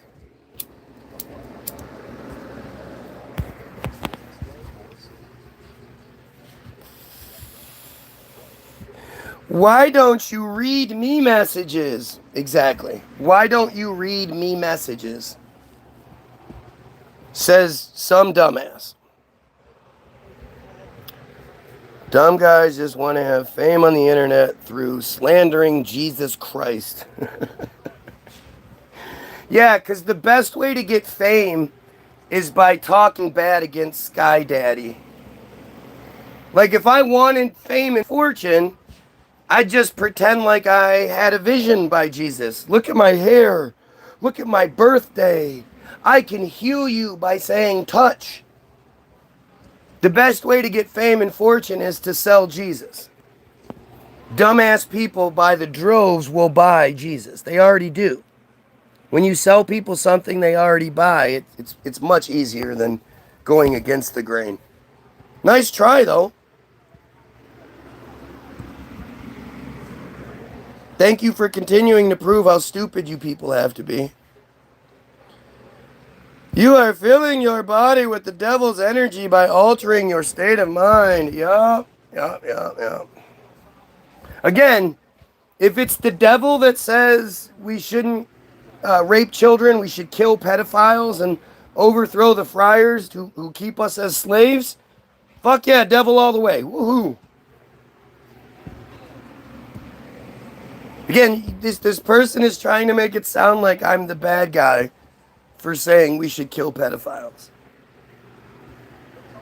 Who else says that but pedophiles?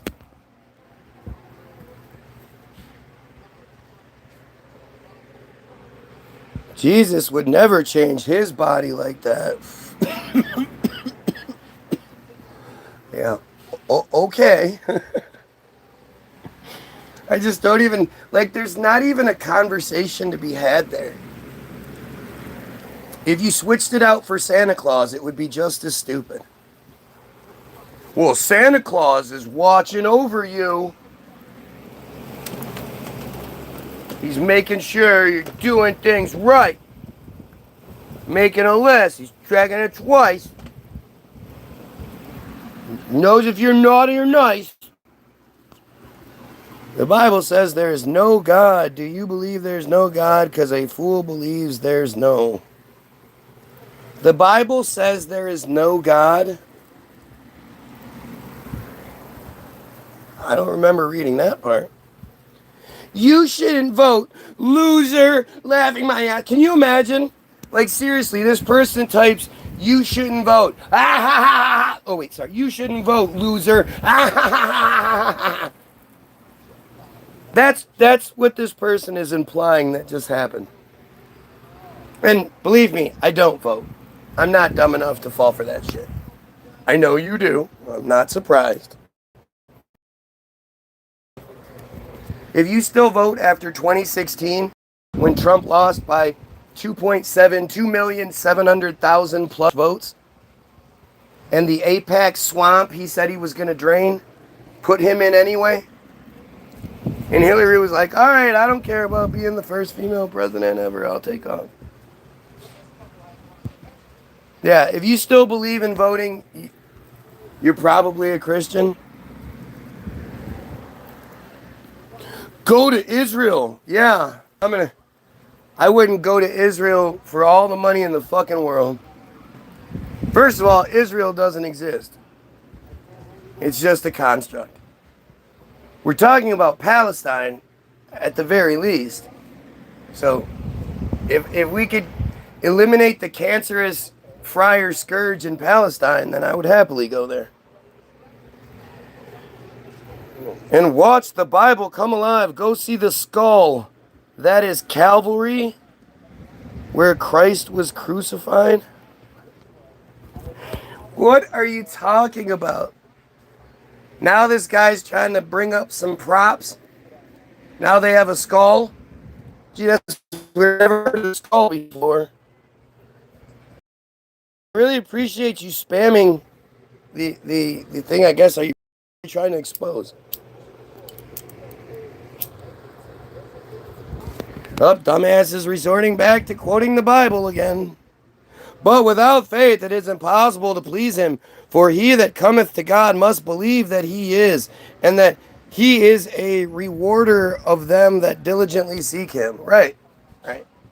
Unless you already believe it, you won't believe it. Because it's so fucking stupid, nobody with half a fucking brain would actually believe it. So you have to already have faith in order to believe that when you follow all their rules, you live a shit life.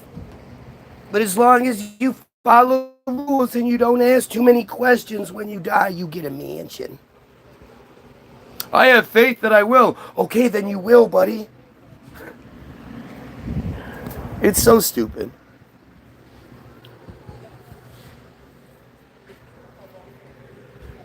Kyle's cousin from South Park is very, very atypical.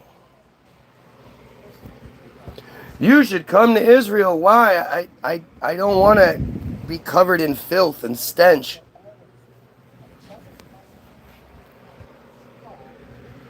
Here we go. Look, kids, a bum. Again, just think about that, right? Think about the type of person that, let's say that was real. There was a homeless person on the side of the road. And this person's going to drive up and be like, look, kids, this is a bum. That's the type of person we're dealing with. Right? They're disgusting. And it's crazy because it's not like they earn the privilege they have. Right? I mean, they pay for it. You know, soul correction is a motherfucker. Nobody should have to deal with that shit. All that Talmudic shit, 3 years and 1 day, poke in the eye. You don't know what I'm talking about. So according to the Talmud, which is their #1 book, they tell you it's the Torah because that's what the Talmud says to say. According to the Talmud, if the child is less than 3 years and 1 day and they're assaulted, there is no real assault because the hymen will grow back. And the indiscretion is, as it says, quote, akin to a poke in the eye. Assaulting a child less than 3 years and 1 day is akin to a poke in the eye. Now, I would imagine the micropenis thing has something to do with it, but still, their holy book doesn't condemn it. It says if Goyim do it, we should be killed. But if they do it, it's akin to a poke in the eye and nothing happens. If the child is over 3 years and 1 day, between 3 years and 1 day and 12 years and 1 day, the female, of course. Now the assaulter is responsible to pay the, quote, full dowry to the family of the victim, which is generally 50 shekels or 100 dinars, depending on where and when. And now the victim belongs to their assaulter as sort of somewhere in between a wife and a slave. And that's just it. That's the betrothal. If the child makes it to 12 without being assaulted, which is more than times unlikely, then of course they're selected and they're betrothed. But if they get assaulted in between that time frame, now the assaulter is required to pay a double fine. Everything else stays the same. They still now belong to their assaulter and all that. The original marriage is off and whatnot, but the fine is just doubled. That's it, and that's it. That's what it says. Like that's it. It's fucking atrocious.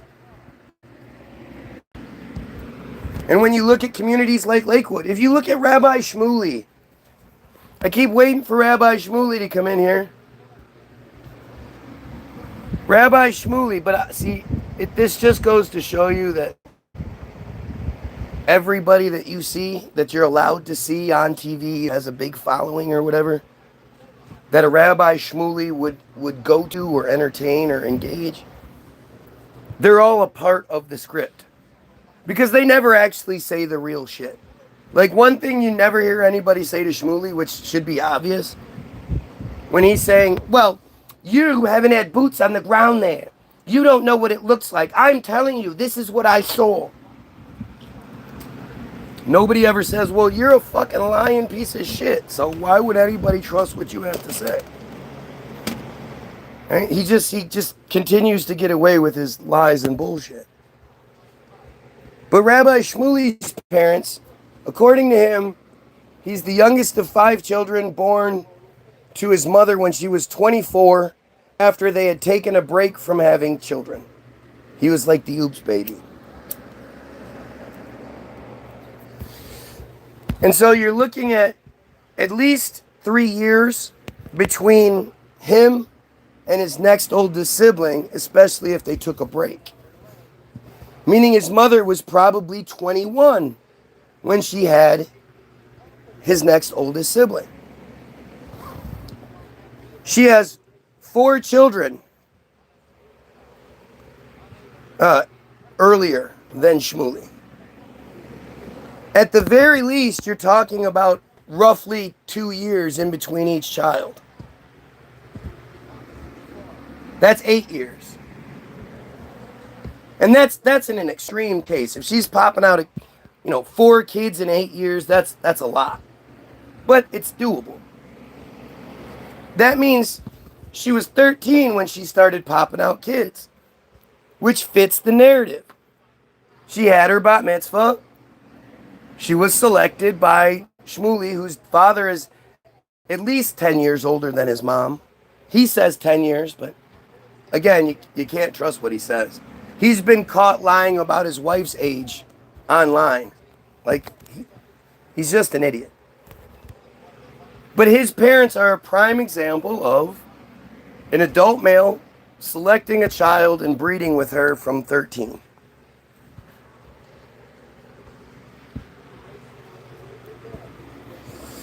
Show your source for what? And I always show my sources.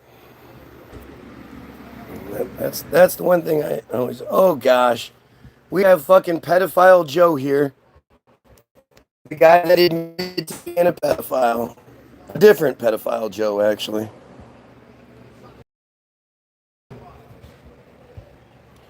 Yeah. Talk about. Does it sound like I don't know what I'm talking about?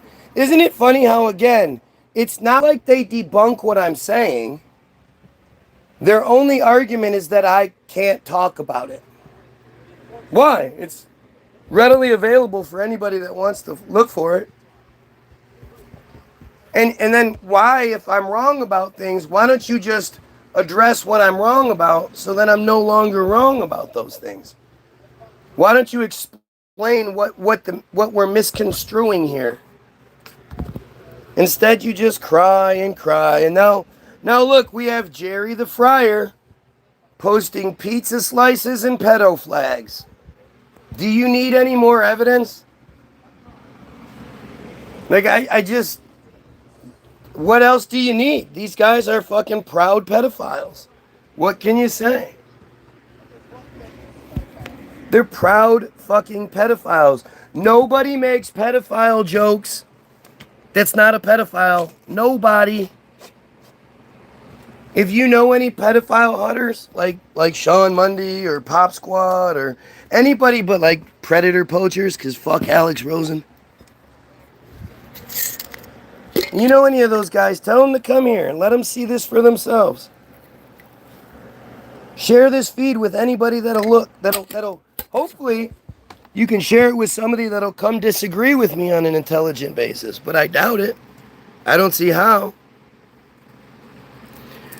Talk about anything you like, but to accuse someone of being a pedophile, that's quite serious. Yeah, no shit. What do you think? They're just posting pizza slices for the fucking fun of it? On a feed where not only do we know that's my number one thing, but they've already been here. This isn't the first time they've been here posting pizza slices and pedo flags. And it's been acknowledged multiple times in multiple arenas that especially the upside down pizza slice is a pedophile symbol. And what, we're not supposed to jump to conclusions? We're just supposed to think he's hungry? Alex Rosen is not awesome. He's a piece of shit. He really is. Like, I'm not saying he shouldn't do what he does. I've always said, even if you're a guy who only goes after gay black guys, like, good for you. You could be as racist and as homophobic as you want, as long as you're condemning and outing pedophiles. But Alex Rosen's a different story. You know, I still, again, he's still outing pedophiles, which is great. But, you know, with as much as he does, he should be catching friars all the time. He should be speaking out against metzitzia and soul correction and 3 years in one day. He shouldn't continue to be like, oh yeah, but I'm a proud friar.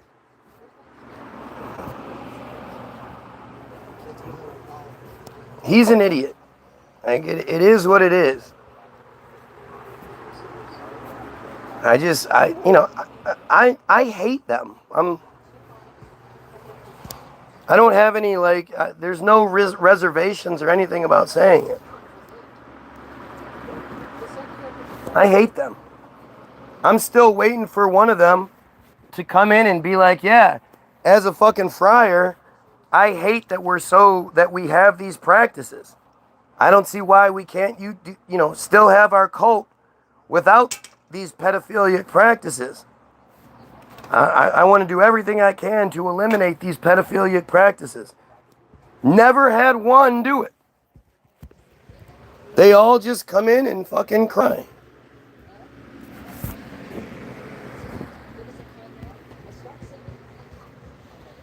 Don't you think it's funny how suddenly we start talking about Alex Rosen and all of these pedo friars? Like, I guarantee Jerry the Friar wouldn't go on an Alex Rosen page and start putting fucking pizza slices up. I guarantee if Alex Rosen was here, he wouldn't keep doing it, or he wouldn't defend it. Because Alex would have to call it out. Alex he does that. I would love to see what Alex Rosen thinks is going on my feed. Who does he think it is that's infiltrating my feed? The guy that's been preaching to kill pedophiles for fucking years and years and years. Longer than Alex has been doing it.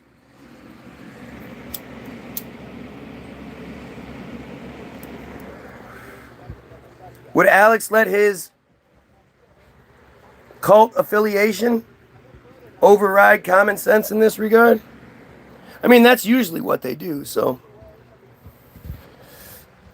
Yeah, I'm sure you and Alex are great friends. I'm sure you are. You piece of shit. All you do is lie, so why would anybody believe anything you say? You're liars. Your entire existence is based in lies, right? The entire friar existence, the entire Abrahamic existence, whether it's, the Bible or it's the Quran, it's Christianity, Islam, Judaism, it's all based on Exodus being true. And nobody in their right fucking mind thinks Exodus is true. It's not even remotely possible. There's nobody on here that's dumb enough to say they believe that 2 to 3 million friars of all people lived in the desert for 40 fucking years, only really eating and drinking magical manna that was a tar-like substance that appeared each day on the desert floor and had to be harvested every morning because it went bad in 24 hours. So every morning they had to get out there and harvest enough manna to feed 2 to 3 million people and their livestock. And on Fridays, because they're not allowed to work on Saturdays, the manna would last for 48 hours. So they would have to pick double manna. They would have to harvest double manna. None of you are dumb enough to believe that shit.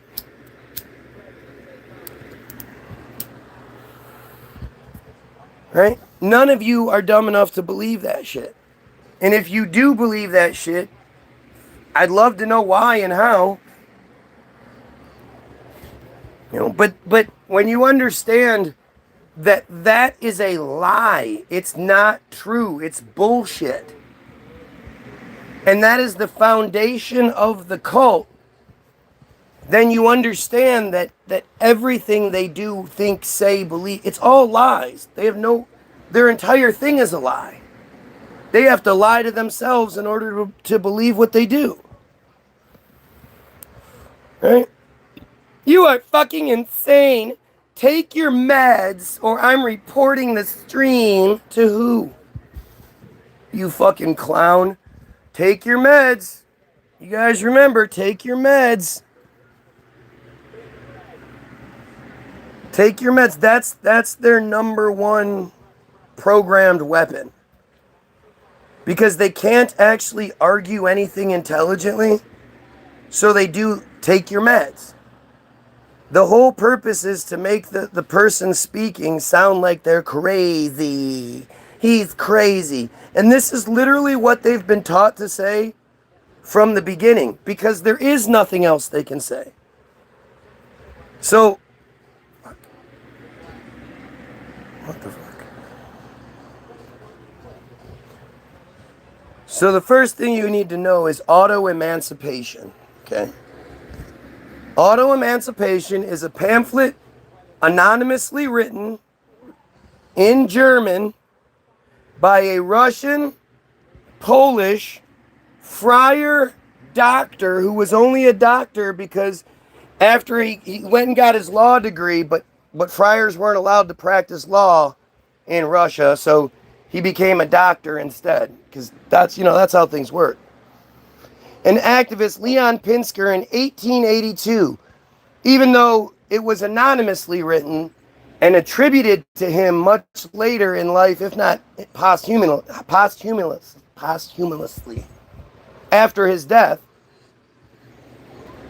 But 1882, it is considered a founding document of modern friar nationalism, especially Zionism. Pinsker discussed the origins of anti-Semitism and argued for friar self-rule and the development of a friar national consciousness.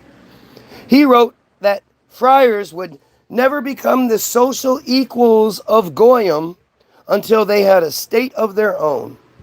He called on friar leaders to convene and address the problem. In the pamphlet, he describes anti-friar attacks as a psychosis, a pathological disorder, and an irrational phobia. Mental problems. Take your meds. If you don't accept their supremacy, you need to be medicated. There's something wrong with your head if you don't think that they're better than you. What most of you don't understand is that they believe upon the emergence of their Messiah that each one of them will have 2,800 of us as slaves. Now, the way I just said it, the way it's presented, is so ridiculous that most people won't give it a second thought. How would a goofy little friar troll, slave master 2,800 fucking people? That's impossible. We all know that's impossible. They're disgusting, weak little friars. They're not going to physically impose themselves on 2,800 people. Right? But that's not necessarily what they believe. They want you to think that that's what it is, so then you just, oh, that's ridiculous, and you don't think twice. But the reality is, we are not, quote, chattel slaves. We are not bound slaves. It's not like that. It's metaphorical. It's that we will accept that they are spiritually superior to us and willingly serve them.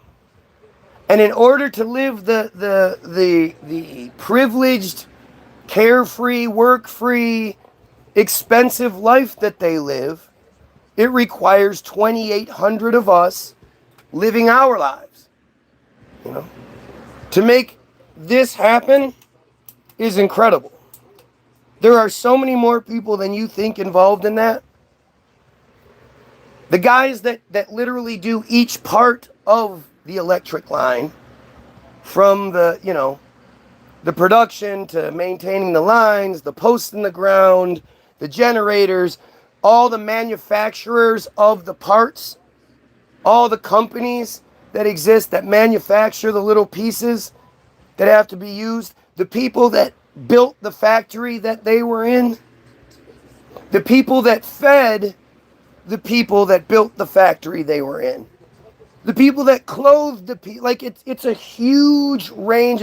It would take probably 2,800 or so of us per every one of them to maintain a system like that. And really, we're almost to that point where, they literally take $3.8 billion a year in tax dollars and give it to them in the first fiscal month of every year. And that's a cash payment, untraceable, untrackable cash payment. And that's just the beginning. They get all sorts of money throughout the year. Not to mention the Abraham Accords that we have to pay for. The Abraham Accords, in which we have all these different obligations to all these different countries around the Middle East, so that they will ignore what Israel does. So that the Israelis can go to and go from that country. Basically, a lot of it had to do with wanting to go to World Cup, but it was being held in Qatar. And the Qatari they're not fond of the Israelis. But once the leadership signed the Abraham Accord, the normalization agreement, we don't know the details of those. That was Trump's baby. Trump went around doing that. But he guaranteed all kinds of crazy shit to these people. One of the craziest parts, though, is something called...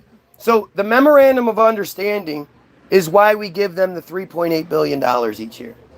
Memorandums of Understanding are just below treaties in that they're not monitored. They're higher than a gentleman's agreement. But because they're considered memorandums of understanding, the ins and outs of it aren't regulated and aren't transparent, right? Another memorandum of understanding is something called Israel's Qualitative Military Edge, the QME, which states that Israel has an arbitrary percentage that they view their military as being better than anyone else's in the region. And it's up to the United States to maintain that. So, if we say give Bahrain 20 F-35 fighter jets so that they play nice with Israel as part of the Abraham Accords, the normalization deal, we now also have to give Israel 35 F-35 fighter jets to offset what we gave Bahrain, to keep that arbitrary percentage going. And again, you go ahead and you tell me which parts of this I'm getting wrong. This dumbass is trying to quote dumb biblical bullshit, and I'm talking about stuff that's happening right now. But he's not prepared for that. So he's just going to quote some dumb fairy tale from 2,000 years ago. Like that shit matters even a little bit. Qualitative military advantage. It's a real thing. And this is all little bits and pieces of it. Yep, I'm talking like a psychotic psychopath. Yes, I'm talking like a psychotic psychopath because I know shit, like the stuff that the obligations to Israel and how our tax dollars are consistently stolen and given to Israel while our infrastructure fails, while we can't have proper pedophile hunter groups because that's too expensive. While we have people dying in the streets from hunger. Yeah, we should still give Israel all of that good stuff. Anytime you hear something where like Israel just bought $16 million worth of weapons off the United States, they don't. We have all these other grants and shit set aside that cover those things. And when that money runs out, they start taking money from hurricane relief. It just happened in the last couple of years or year, whatever, where it was found out that they were taking money from the hurricane relief funds to give to Israel.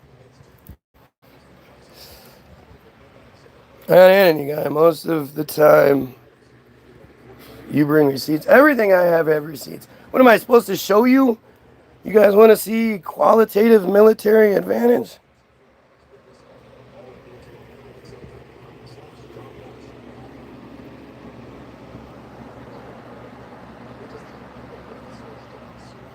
So when you look up qualitative military edge, the only thing that pops up is Israel-United States relations. So let's see what it brings up. It brings us down to the qualitative military edge point. According to the pro-Israel think tank, Washington Institute for Near East Policy, WINEP, qualitative military edge, QME, is a concept in foreign policy, in U.S. foreign policy, that only benefits Israel. The U.S. commits itself to maintain Israel's qualitative military edge, QME, that is, the technological, tactical, and other advantages that allow it to deter numerically superior adversaries according to the WINEP. The policy is defined in the current U.S. law, and that's all they tell you. But it's there. You can see it. Right?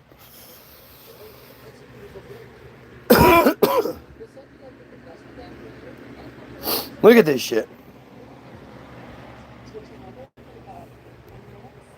Look at this shit. Look at how desperate and stupid these guys are. I mean, it's crazy because it ends up sucking because they just fill my comment section with such stupidity that I end up missing the good comments. But You can't expect me to continuously, engage with just such dumb nonsense. I realize that I'm talking about shit that most of you know nothing about. So shut up and learn. Here's Kennedy and Ben Gurion in 1961. Man, that guy is that much shorter than Kennedy. Kennedy wasn't a tall guy. That's David Ben Gurion, the first prime minister of Israel. And Kennedy fucking hated him, according to the narrative. I don't fall for the Kennedy narrative even a little bit. I don't even know if he's dead. I have no idea. I know the Zapruder film. I know Abraham Zapruder is a friar, dual Israeli citizen. Happened to be at the right place at the right time. I know that the Kennedy footage has been shown to be edited. And if there's any bit of it that's edited, all of it can be edited. So, again, it took 12 years for the Kennedy footage to be released to the public. We don't think about it because it's like with 9/11. You think that because we had the internet and shit, that the 9/11 footage was available. No, it really wasn't. There might have been the couple of news shots, but for the most part, all of the 9/11 footage was confiscated and held for like 5 years before it was released. Oh look, the rabbi who said raping children is an act of God. He's here. It's not rape, it's an act of God, said the fake rabbi piece of shit. Says who? You're just making stuff up, guy. Yeah. If it's edited, it's all edited because I say so. If it's edited, it can all be edited. Did you not understand? See, the funniest part about you dumb friars is that you argue so inaccurately. Right? You hear what you want to hear. But it's edited. So that means all of it can be edited. You don't know what you're looking at. You dumb pedophile piece of shit. Again, you said that raping children is an act of God. Not going to get away with that one ever. You'll never live it down. Never. People need to know who the fuck you are and pay you a visit, you sick piece of shit.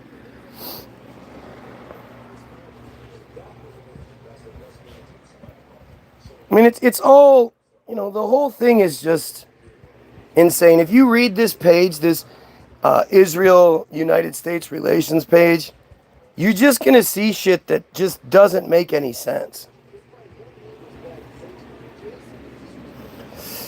Israel is the largest cumulative recipient of U.S. foreign aid up to February 2022. So, interestingly, not including the last 4 years, which was a lot more.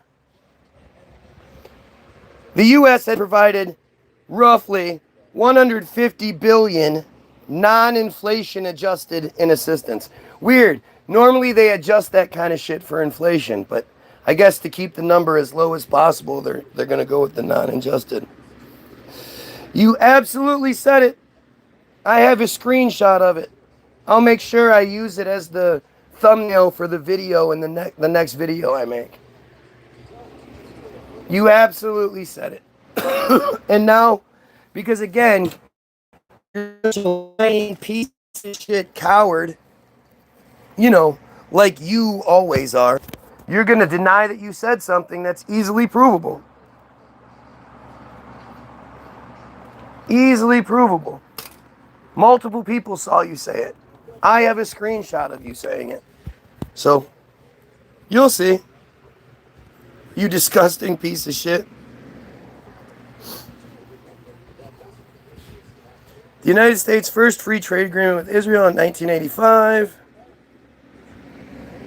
In 1999, the U.S. government signed a commitment to provide Israel with at least $2.7 billion in military aid annually for 10 years. In 2009, it was raised to $3 billion. And in 2019, it was raised to a minimum of $3.8 billion. Since 1972, the U.S. has also extended loan guarantees to Israel to assist with housing shortages, absorption of new friar immigrants, and economic recovery, while our shit just falls apart. Isn't that crazy?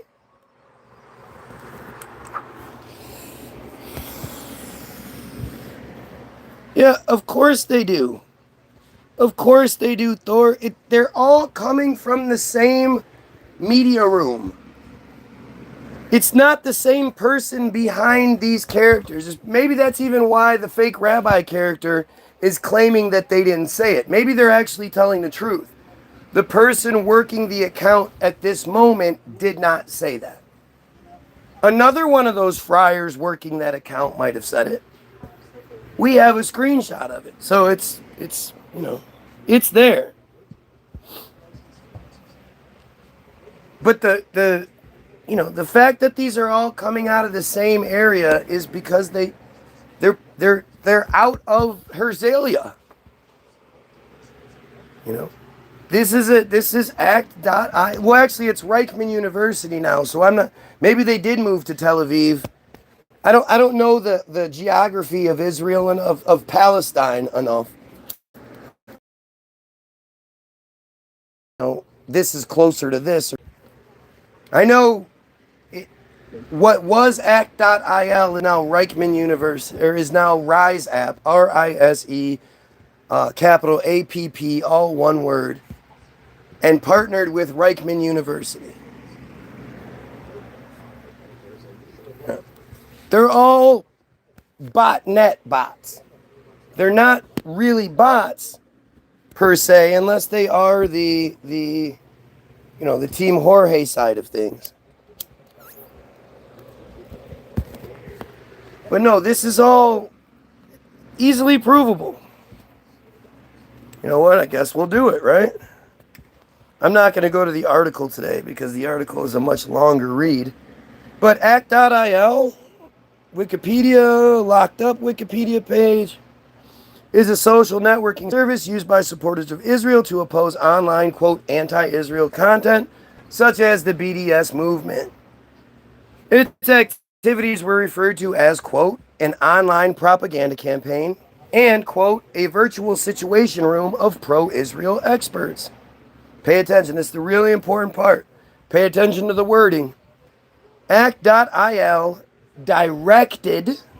told them, its users to, quote, missions, like a video game. Like if you're playing No Man's Sky and you go to the missions hub, a bunch of missions pop up and you select a mission, you get your reward, and then you go do your mission. And once you're done with the mission, you come back and you claim your prize. It's literally what this is. Directed its users to missions to like, comment on, and share pro-Israel material on social media. It also asked users to flag, report, and respond to criticisms of Israel. Users were guided how to respond, which might entail writing a reply using the provided talking points. Take your meds. You're schizophrenic. Take your meds. They never say, we're the good guys. Look at these good things that we believe. Look at these good things that we've achieved. Look at these good things that we've brought to the world.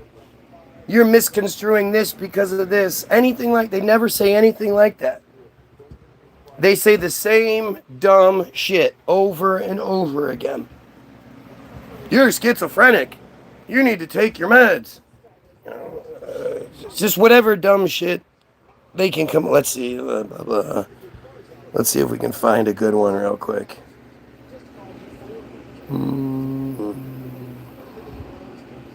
Oh. Let's see. Keep smoking. You're smoking pot. Oh. Like all these dumb things. These are the things they're programmed to say. You're delusional. You need to take medication. The app also provided users with ready-made memes promoting Israel's perspective for them to share. By completing missions, users earned points, unlocked badges, and had their scores displayed on leaderboards.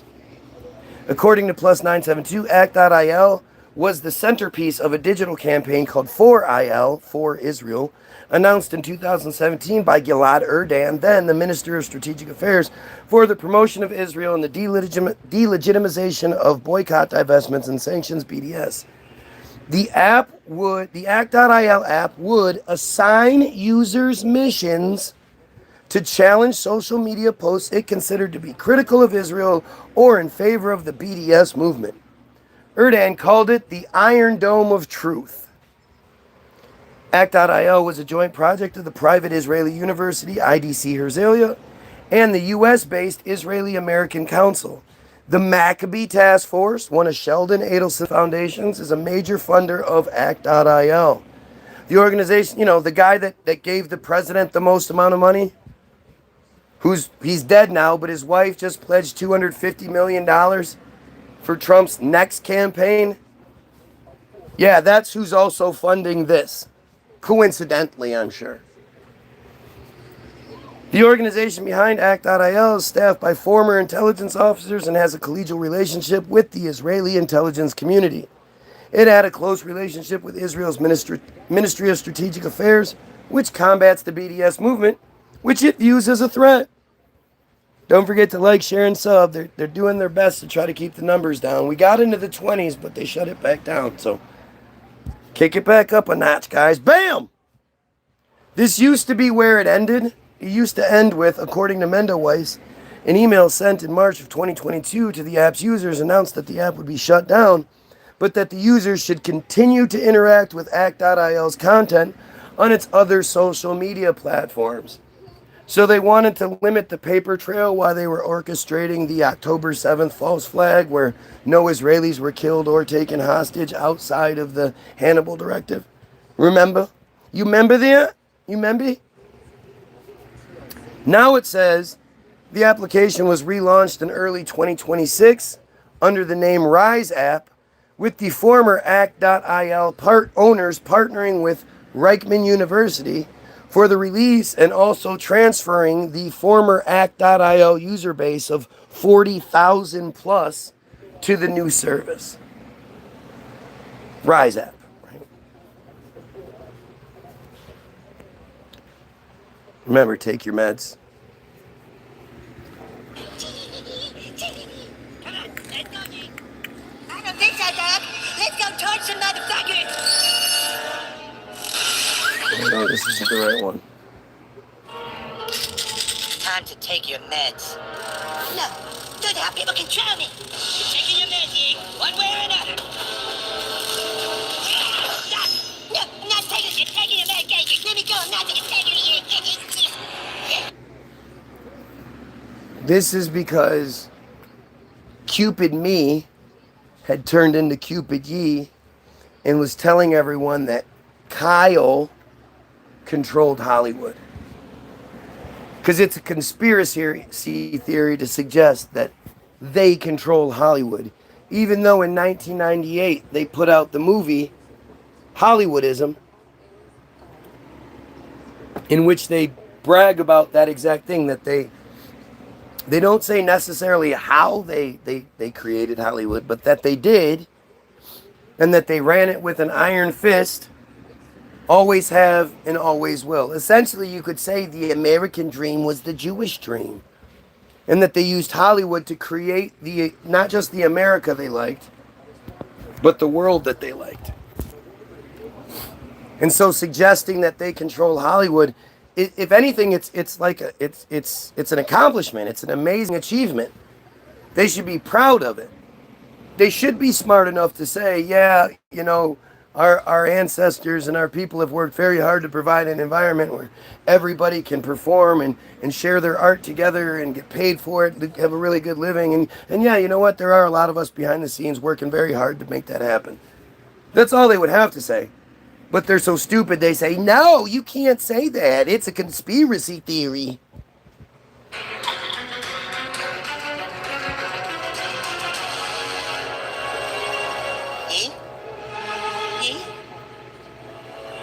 Damn it.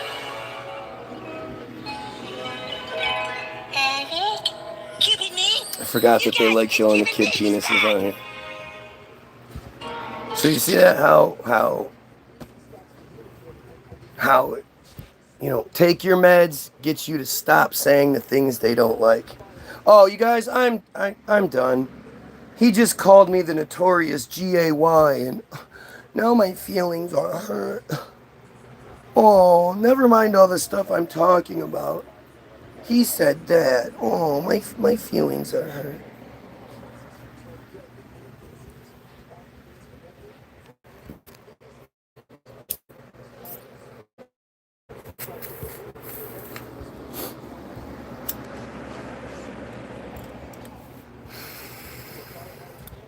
You ever wonder why Borat was allowed to exist? You ever wonder? Because think about it. Imagine if I made the same sort of thing, but instead of being some goofball, I said, yeah, the friars, they got the claw and they like to kill things and blah, blah. Like I said all that shit. I said the same thing. Don't you think I'd be in trouble? Why was the friar pretending to be arguably the worst Arabic stereotype to ever exist in Borat allowed to say ridiculous bad things about friars, sing the song, throw the friar down the well or whatever? He never actually said anything true. His whole point was to make it so it seemed like anybody that said anything bad about friars was the akin to this Borat character. This guy who brags about fucking his own sister and sheep, and he's so socially awkward, and he's just from Tajikistan, he's an Arab, and he's a Muslim, and they did it because they used it to create this horrible Arabic stereotype that so many think exists today. Or does exist, I should say. But so many people think is how Arabs are.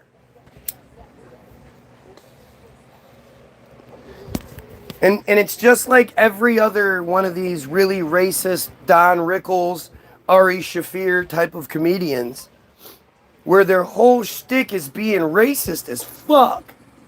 They get away with it because they supposedly make fun of friars too. Except they only make fun of friars and how rich they are, how smart they are, how mean they are. They don't say the horrible things like they say about everyone else. There's a great example of, it's from one of those comic relief tours that Whoopi Goldberg and what's his name? Oh my God, Robin Williams and Billy Crystal used to put on. And they would get a whole bunch of comedians and they would do these tours, and then they would give the money to the homeless or some shit. I don't know. One of the times they had Don Rickles on there. And Don comes out with his fucking looking like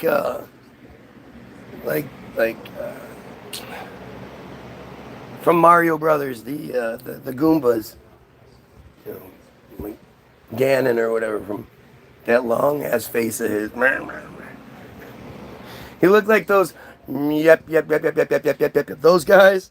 I bet those guys are based off of the Friar executives that fucking what's his name, Jim Henson couldn't stand. So he made those guys who don't nope. That they sure do fit, don't they?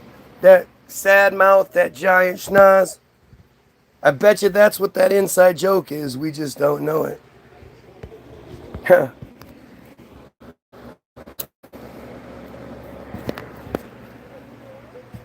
I got myself on. Oh yeah, Don Rickles. So Don Rickles comes out and his microphone doesn't work.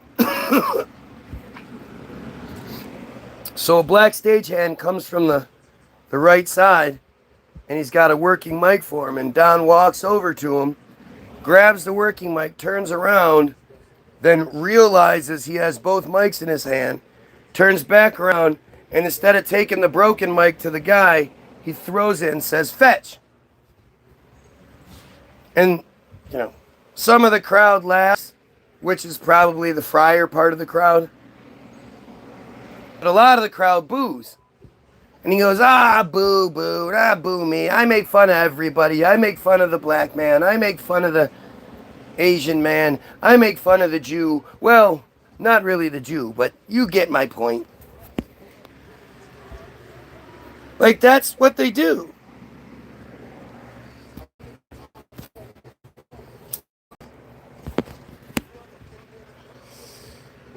Sacha Baron Cohen and Adam Sandler. Adam Sandler is the absolute fucking worst. Imagine being a guy who is just like a nothing, a guy you wouldn't even recognize, a guy no Jennifer Aniston is ever gonna fucking date. Just some sort of goofy, homely, fucking friar-looking piece of shit who literally plays the same basic character himself in each of his movies and just gets to a continuous blank check to make these movies with his friends who also happen to be incredibly creative comedy minds. So you would think they'd be able to put some funny together. And I would imagine, like, without Sandler, it might even be a lot better. But, you know, Sandler just sucks. He just sucks so much. And it's funny. Sacha Baron Cohen, the whole Borat, like, Ali G and all that whole... I used to think it was really funny. I didn't like the Bruno character because, again, I mean, you're just putting gays in such a horrible stereotype. And then you look at Ali G. Ali G is making fun of an entire community. Like, he's not supposed to be... Like, he's not supposed to actually be cool. He's supposed to be a clown who thinks he's cool and fails miserably. And then Borat, obviously Borat blew up to be the biggest one because we live in such a racist society. But as soon as I realized, like, wait a minute, like, this friar is making Arabs look just awful. It just lost all its funny to me. Ben Stiller, oh my God. Talk about not fucking funny. Ben Stiller is among the worst. But see, I think Richard Pryor's terrible. I think Red Fox is fucking terrible. These supposed pioneers who basically catered to what the Fryer executives wanted to see from black people. Hey, Richard, do that impression of your junkie aunt or uncle, whoever the fuck it is. Do it. And then he would just act like a dumb drunk. And for some reason, that was funny. There's one thing that just epitomizes Richard Pryor to me. And somebody in the crowd yells something that sounds like my dick or eat shit or something like that. And Richard turns and says, blah, blah, my dick. And everybody just erupts laughing. And I just think, like, why is that funny? I guarantee if I could, I would love to be able to do it, but I just can't because I'm not allowed to play other shit. I can only play my own. And I even had to get, Charles had to give my page the okay to be able to play it because it was being policed that much that they were trying to block my videos out for playing my own music during the feed. But I would love to be able to watch a Richard Pryor with you guys. Dice Man, Andrew Dice Clay. Oh my God, so fucking awful and cringy. So many of these guys, their whole shtick is to say like shocking, you know? To say things, well, give it to me and when you're ready, I'll get you another one.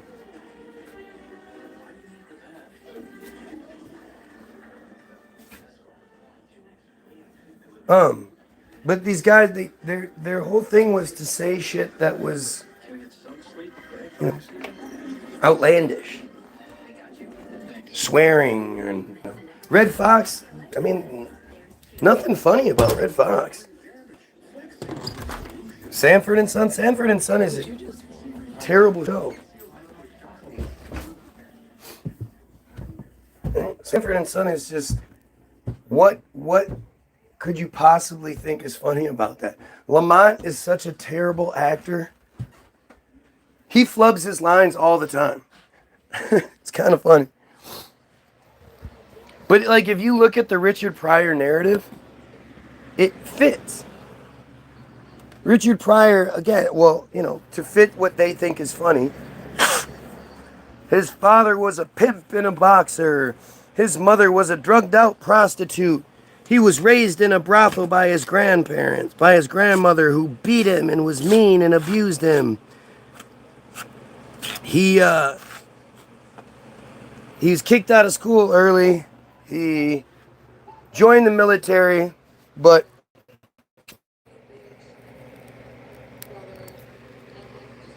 just wanting to be in there. He and a group of other black men, they were at somewhere, and another white serviceman laughed a little too hard at some jokes about black people. Just to think about, to put that into perspective. Richard Pryor, whose entire persona was a step and fetch it character, being, you know, Richard Pryor was probably like a sensitive, you know, gay man who you know, saw a lot of shit that he didn't like and whatnot, but, you know, had to portray something he wasn't. He was supposed to be this strong black man, and he just wasn't. One of the most telling things you can watch is the Richard Pryor roast, especially the end when he gets up to respond. And him and Paul Mooney, who is obviously a gay guy, like Richard talks about how he says, well, Paul was with me when I fucked my first faggot. That's literally what Richard Pryor says. And Paul is just, he's just laughing, and all Richard does is make all these like gay admissions. And remember, this is a guy who had the world by the short and curlies, man. He could have done anything he wanted, and this dude's freebasing and catches himself on fire doing it. That's what all of the money and the power and shit do, is get you there.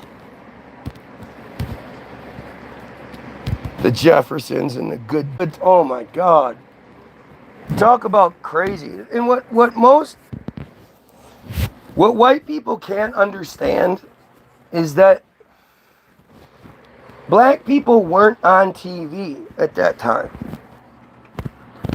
So just to see black people on TV was enough for black people to watch it.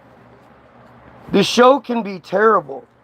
You can have a show about a black family growing up in the projects, produced, written by, you know, everything about it is Jewish kids. And yet they're supposedly telling an accurate portrayal of what life growing up in the projects was like for black people. They were so bad at it that James Amos, the guy who played the dad, used to fight with them so much about the cornball shit that they wanted him to say. And one time, one of those writers was there. They were at one of the readings, and he's like, you know, he got insulted by what the friar writer had written to say. And he was like, I'm not fucking saying this. And if you have a problem with it, we can step outside, like pushed up on it.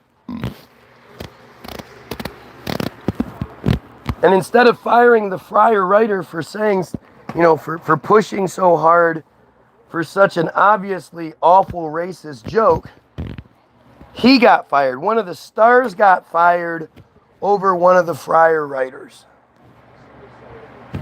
That's how fucked up things were back then. So back then, you could literally put black people in any sort of position, and black people would watch it just because it was such a fucking... It was so uncommon for black people to just be anywhere on TV outside of little bit parts or whatever. So you get these terrible stereotype shows that eventually, as crazy as it may sound, they change the landscape. They actually influence how black people behave and black culture. And so now we have all of these stereotypes, stereotype black culture things that were all just created by friars. It's the same thing with the redneck persona.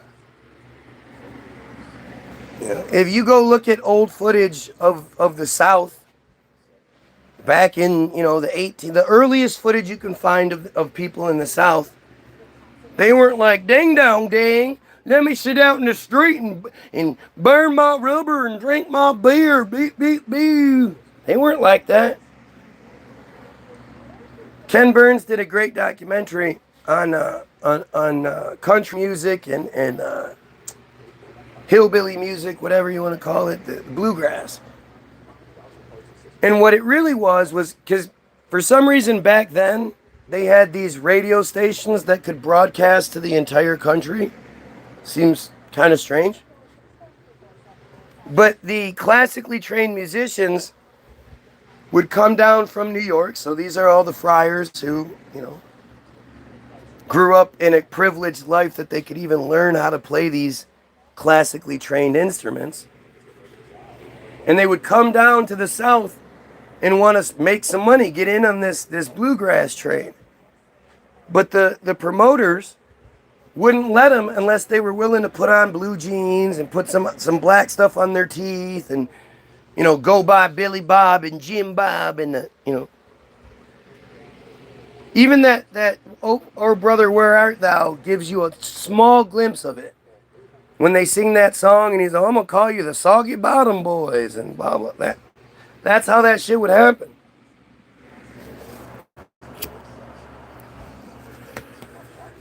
If you look at shows like Hee Haw. Hee Haw is the longest running, or was the longest running sketch comedy show of all time until maybe, SNL or whatever. But Hee Haw ran forever. And Hee Haw was a bunch of friars pretending to be fucking moron country folk. Same thing with Beverly Hillbillies. Jethro, his name is Bear, Matt Bear. They're all friars. And you can do that throughout all. Look at Roseanne. Everyone in that show is a friar except for the guy with the most friar name, John Goodman, who probably went by Goodman. So, because back then, like Whoopi Goldberg would show up somewhere and they'd already had it all booked and everything. And when they realized it was a black woman, they were like, oh, fuck, well, you better be funny. And I guess she was, so I don't know.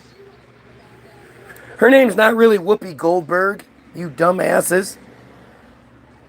But if you look at like the quintessential 90s average American family white trash kind of show was Roseanne. And every single character is friar. Every single one except for Dan. Because they probably just couldn't get a guy big enough to be Dan and still be a friar, now that I think about it. Dan is supposed to be a big, sort of imposing, fat guy character. And you're not going to find too many friars that could pull that one off.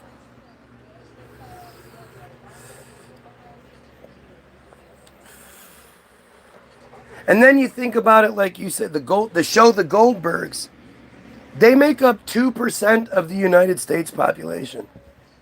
Why would you make a show geared towards 2% of the United States population when you'd be lucky if 1% even watched? Because, 2% includes elderly and children. Yet this show is geared towards 2% appealing towards 2%.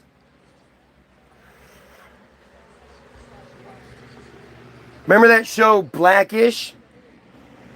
Talk about insulting as fuck, right? Because they're successful and they don't sound like they're from the hood, they're called Blackish. That show ran for years. Again, you think that show was to appeal to black people? No.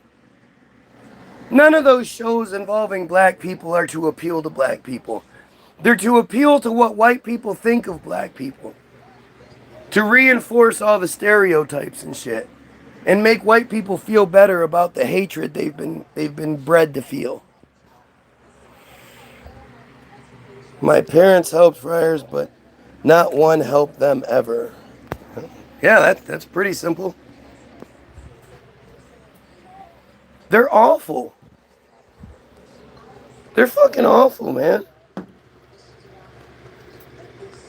The fact is, I've been saying and doing this for a long time. Have you heard or seen anyone come in and give me a reasonable run for my money and address anything I'm saying or debunk anything? Anything. Or has it always been crybaby? You know, the whole television thing goes all the way back to the production codes of the 30s. So, in order to facilitate the friar mafia existing and controlling the alcohol trade, because the alcohol trade came through Detroit, but to hide the fact that it was a friar mafia controlling everything, Meyer Lansky and the top of the mafias were always friars. You just didn't know that because they created the Italian mobster, gangster mafia in order to take the heat off of them. And they used, East Coast Hollywood used West Coast Hollywood to facilitate this Robin Hood image of the Italian mafioso to appeal to the people so that it would distract them. Except it worked too well. And the Italians ended up getting a lot more power than they ever wanted them to have. They said, look, you can do your thing, just keep it out of our neighborhoods and pay us as you need to. And that worked, that arrangement worked. It still does to this day. They still control it to this day. If you think the mafia doesn't exist to this day, you're a fucking moron. Oh, look, the fake rabbi pops in to say, take your meds. That's all they can do, man. They literally have nothing to say.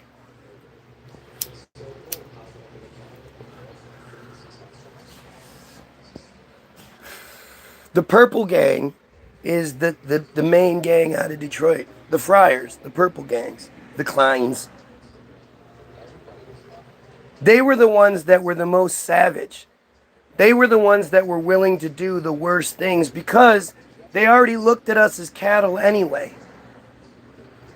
So to eliminate a whole bunch of cattle was something they had no problem doing.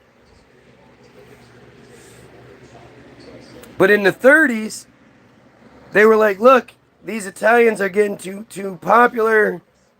We need to do something about it. So they created these things called the production codes, which were a set of rules that Hollywood had to live by, had to work by. Or West Coast Hollywood. East Coast Hollywood created it. West Coast Hollywood enforced it. East Coast Hollywood is the news, the government, that portion of Hollywood. West Coast is entertainment and all the other aspects of it.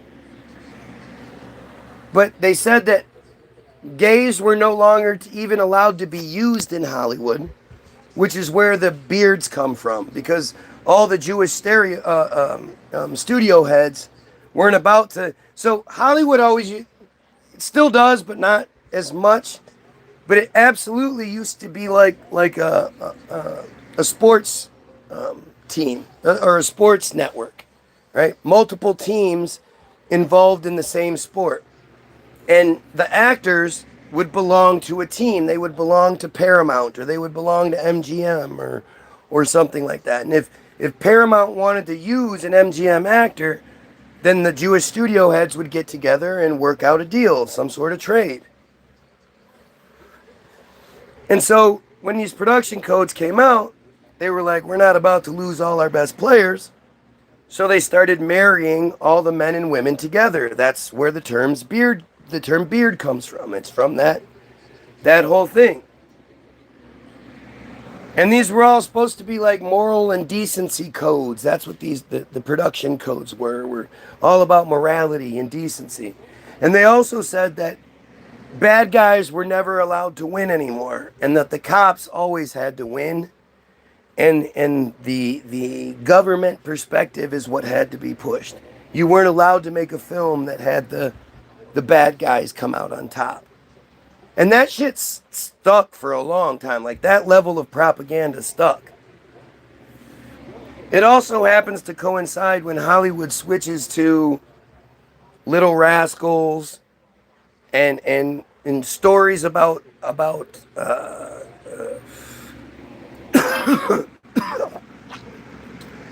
orphanages, little orphan Annies, and, you know, I guess trying to normalize the repopulation bullshit. The fact that there were all these homeless children, the Little Rascals, wherever, these homeless children just living everywhere, walking around the streets, these little gangs of homeless children. Trying to rationalize that shit. And Shirley Temple's first film is something that I wouldn't be comfortable showing here or sending to someone and saying, hey, check this out. Because to me, it's fucking child exploitation material.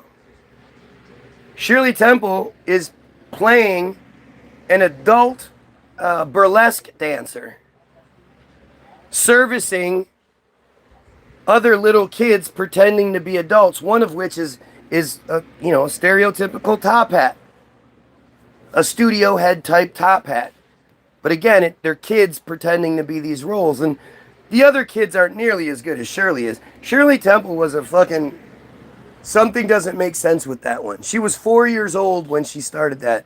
How did a 4-year-old know their lines and know the steps and get it all right on the first takes and all that shit? Like, something isn't right there.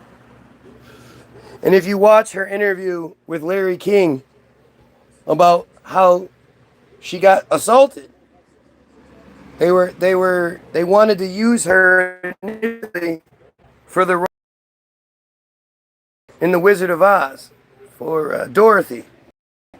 And so her and her mother went to a meeting at MGM, and when they got up to the top offices, they separated her. Her mother went in one room with one of the M's or the G, and she went into a room where another one of the M's or the G's was in there. And she said the door closed behind her, and like an evil sort of, like a scene in a movie, his chair turned around and he stood up and he was this old naked man standing there. And she said she was so uncomfortable, she had never seen anything like this before. She just started laughing. And that's literally the best thing that could have happened, because it was a fucking hit to his ego. If she would have shown any fear whatsoever, he would have pounced on her. But because she started laughing at his old cripply ass, he got all butthurt and kicked her out.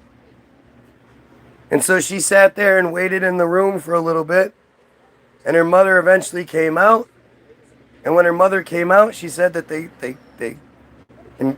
grabbed her mother's hand and they just walked out. Neither one of them said anything until they got a little bit. And she told her mom what happened. And mom said, well, at least you got away. And she's telling Larry King this story, and he's like, really? He's like salivating. And he's laughing at certain little parts of it.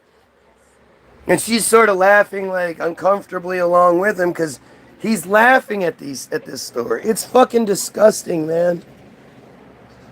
These friars are so fucking nasty.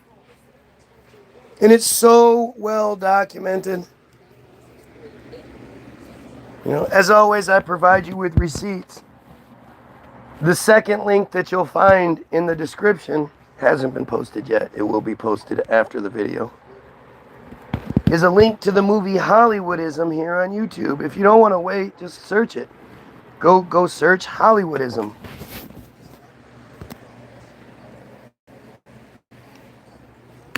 And it flat out tells you all of this shit.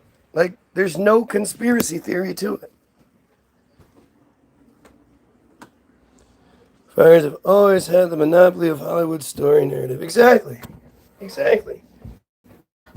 Whatever you even think you know is because they want you to know it. That's why shit like Hollywoodism is so important. Like, the reality is, Hollywood itself, the creation, the foundation of Hollywood, this should be a story we all know.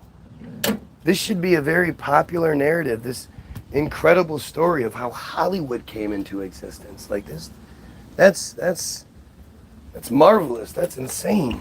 Right? And none of us have any idea. And if you do look into it, boy, does it get fucking weird quick. You know?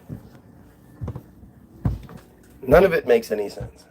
Where the cameras came from, all that other shit, none of it makes any sense.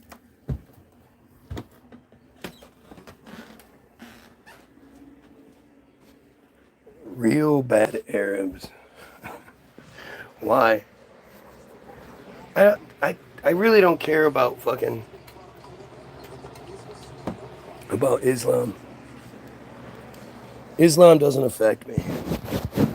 Christianity affects me. I'm surrounded by psychotic Christians. Friarism controls all of it. Islam, I know what I need to know about Islam. Seriously. All I needed to know was one thing. Like, seriously, I can't imagine Islam saying anything that overrides the Aisha thing. Aisha. I don't know how you say that. Aisha? Aisha? I don't know. But she is Muhammad's favorite wife. And at 6 years old, they began grooming this girl to be Muhammad's wife. And at 9 years old, when he was in his 50s, they consummated the marriage. And she was his favorite wife. Now, that's it. When not only does your thing condone that shit, but your main man, your big dog, when that's his, not just his thing, like, oh, I'm forced to be in this situation because this is the times that we're in, and I was obligated to this situation through an arrangement. But nope. This is his favorite wife that he chose to consummate the marriage with at 9 years old.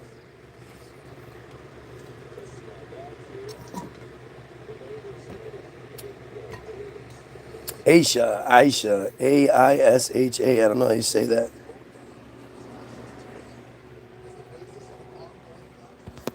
Think about that, man.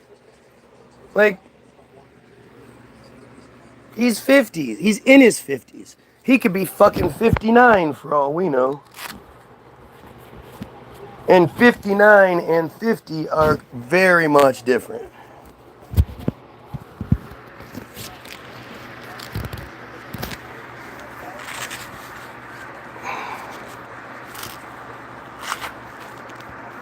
And the crazy part is, your average Muslim doesn't condemn it.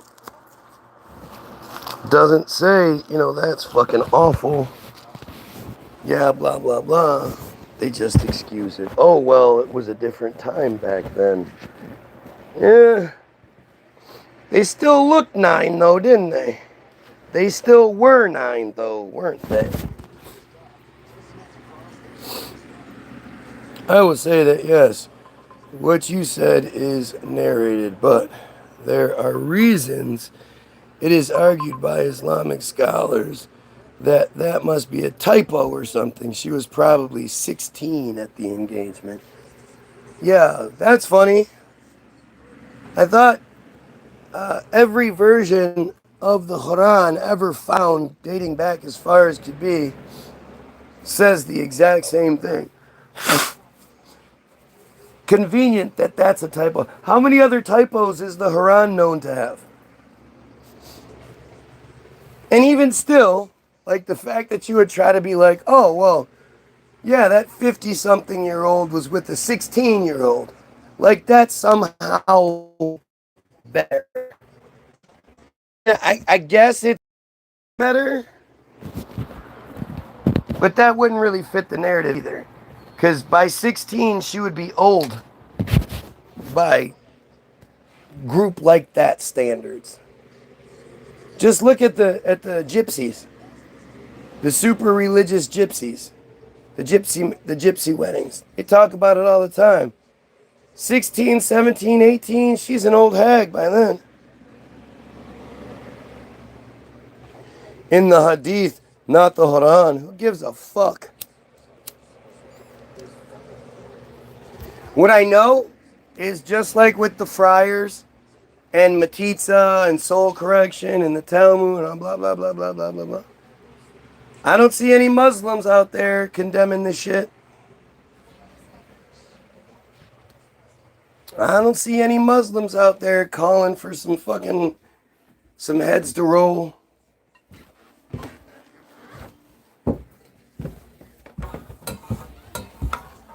At the end of the day, it's such dumb shit anyway.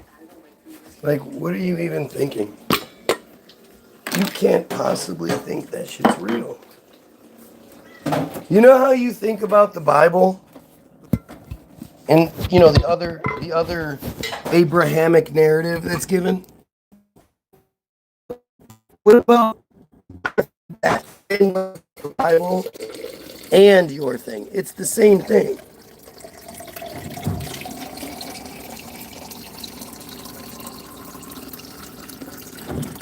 Oh, yeah. So great.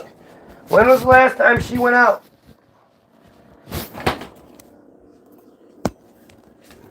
Hero?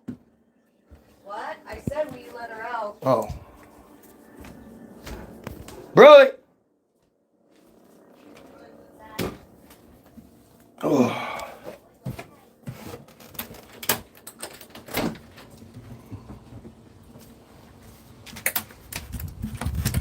Oh, no.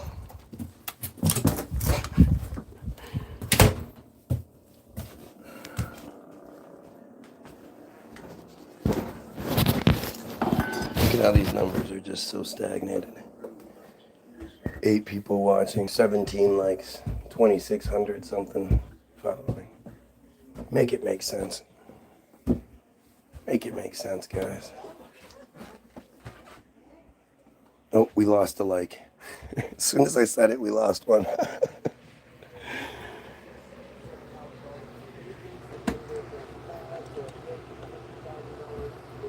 Look, if you know somebody else doing it better than me, fucking hey, let me know. I don't know who they are. I used to go to my mitzvahs at the Friars Club in the 70s. Gross.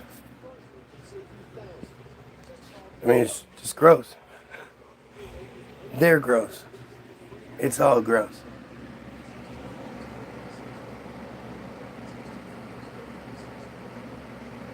Saying that 13-year-olds are adults is fucking gross.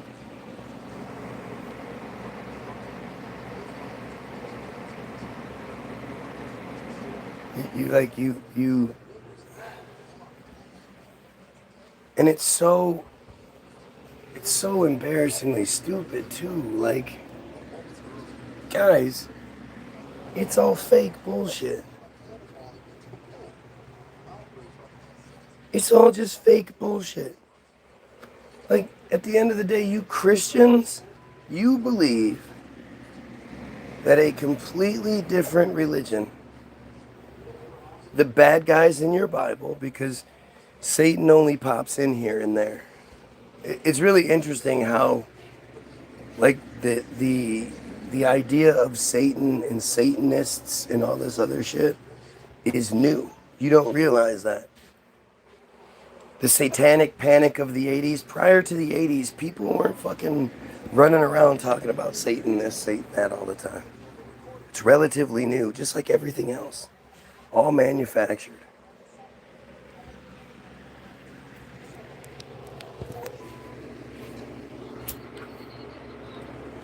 I forgot what I was saying.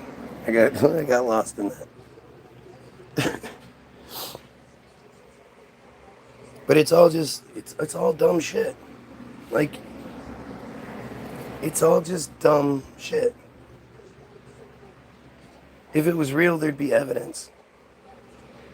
If it was real, you wouldn't have to force it on people. If it's real and it's good enough, people will steal it. People will find you despite all of the efforts to keep you down.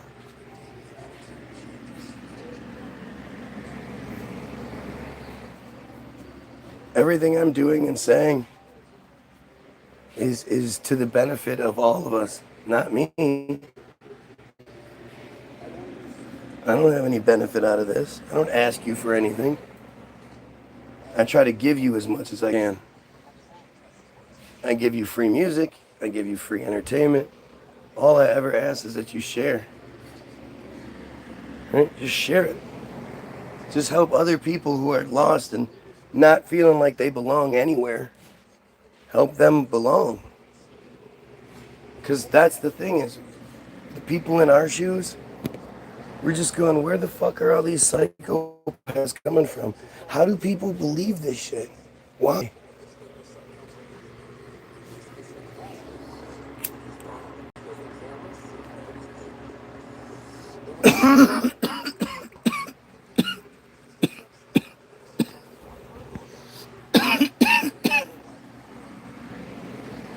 Don't let wanting something blind you to it, whether it's good or bad. You know, I wanted somebody to be saying the right things so badly that I ignored the red flags when it came to Ken O'Keefe. I was all in. Ken's the man. Let's follow Ken. And that was foolish on my end. I saw red flags. I just chose to ignore them. Don't do that, man. You're better than you think you are. You're definitely better than giving your credit, like, you know, giving your credit to God for your accomplishments. You work really hard for something and then you get acknowledged for it. And you go, well, I just want to say super arrogantly, none of this would happen without God. Sort of insinuating that God chose you to win. God chose you to run faster, catch the touchdown, write the better play than that guy wrote, whatever it may be. Somehow God's favoring you. No, man, you did it. Be proud of yourself. This is all just crazy. And it's closing fast. You know, the narrative is closing in on us.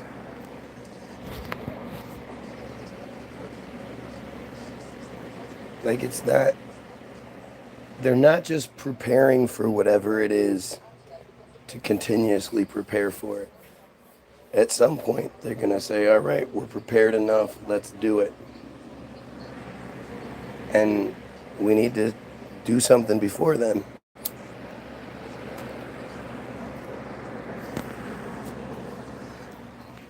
Look at all the friars left. They must have been pulled on to some other target for a minute. I saw it firsthand the other day, guys. I saw it yesterday and I was watching something and they were talking about how somebody had gotten targeted for saying something that was deemed, unfavorable to Israel or whatever, and in the comments, one of the comments that popped up was a "take your meds" comment, and I saw the same activity on Sean Mundy's live feed that I see on mine, different version of it, but I still saw the same signatures. You know, one of the characters was Christian Hunt, and that Mundy didn't see that and immediately realized, like, that's not the guy's real name, you dumbass. That's a character. And that character was pushing Alex Rosen on Sean Mundy's page, trying to make Mundy sound like he's not doing the right thing because he's not doing it the way Alex does it. He's beating the shit out of these guys. And it shows you that these guys don't necessarily care about getting arrested. Worst comes to worst, they'll just move to Israel and be fine forever. The last thing they want to do is run into a Monday who beats the fuck out of them and then put their face out there. That's what they really fear. Exposure and repercussions. They're cowards. You know? They're extreme cowards. And if the Secure Community Network doesn't warn them in time, and Mundy gets them, they know they're going to get that ass whipping that they deserve, and they're not cool with that. And so they target this guy. And they, you know, they use their pull behind the scenes to get Jay in trouble and all these things. You know, Jay got in trouble because he told the guy, look, you can eat these cigarettes or I call the police. The guy chose to eat the cigarettes. How is that extortion? They even called the police anyway.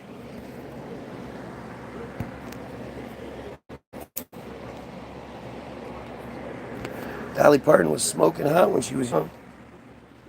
She died or some shit.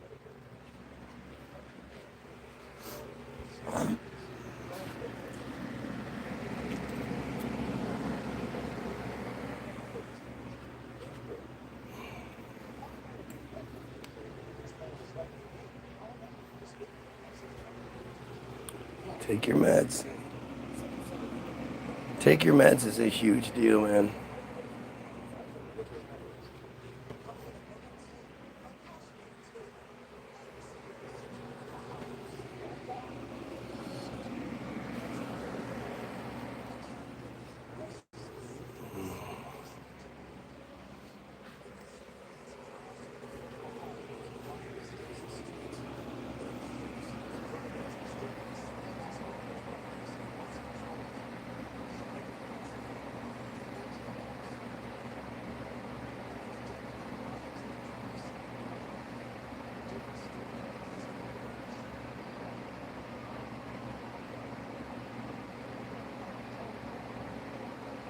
I don't understand. She didn't do anything that matters.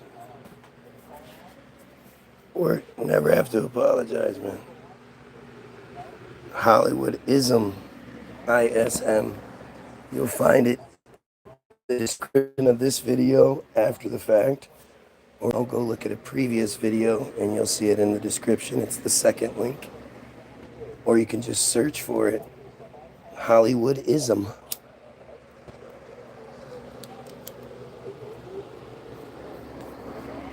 It tells you why you think the way you do. It doesn't explain a lot about them. It explains why you think the way you do.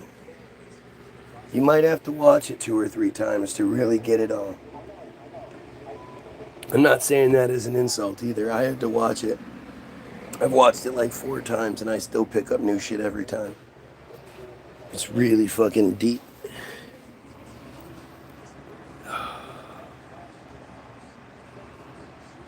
Friars made it. Right, and it's all them. There's no Goyim anywhere to be seen.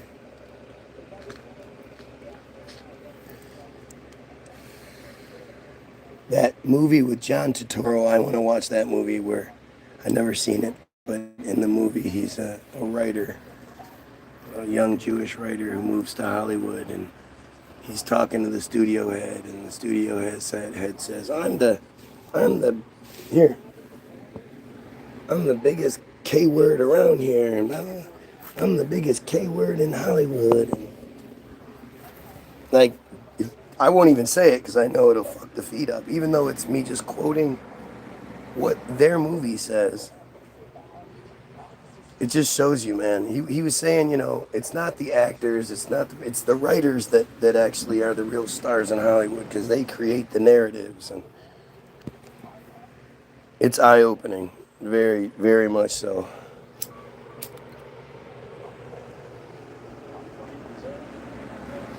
I mean, you could just sit there and list off just about everything, and it's going to say the same thing, whether it's true or not. You know, it's more the attribution will go to them. A Goyim probably created it, came up with it, invented it, whatever it is, and they just stole it. I mean, Einstein literally used to work in a patent factory. If that doesn't say everything, I don't know what does. Patent office, I mean.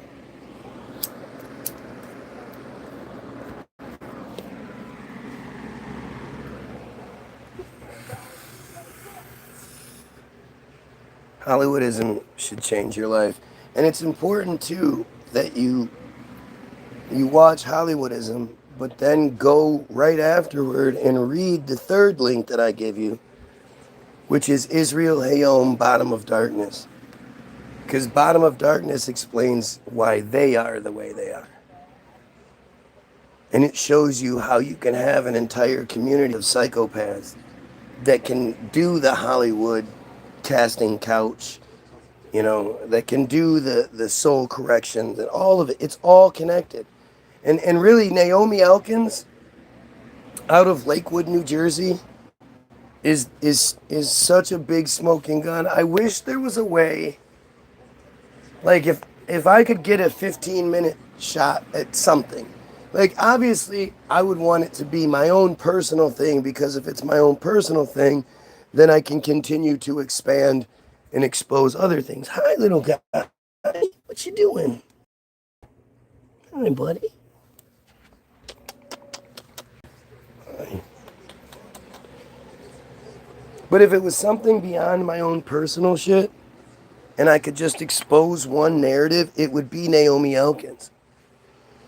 Because Naomi Elkins' narrative is such a smoking gun as far as what Semitism is. Semitism, to me, you know, policy or predisposition being favorable to them. The fact that the Naomi Elkins scene has not been exposed as being a soul correction, bottom of darkness ritual gone wrong is really fucking frustrating. And really, I want justice for those two children. Like I always say, you know, it's all about protecting Jewish children first and foremost. And it's too late for Naomi Elkins' children, but they can at least have the proper justice that they deserve, which is not just their mother getting in trouble, but all of the men who are also there violating them getting in trouble.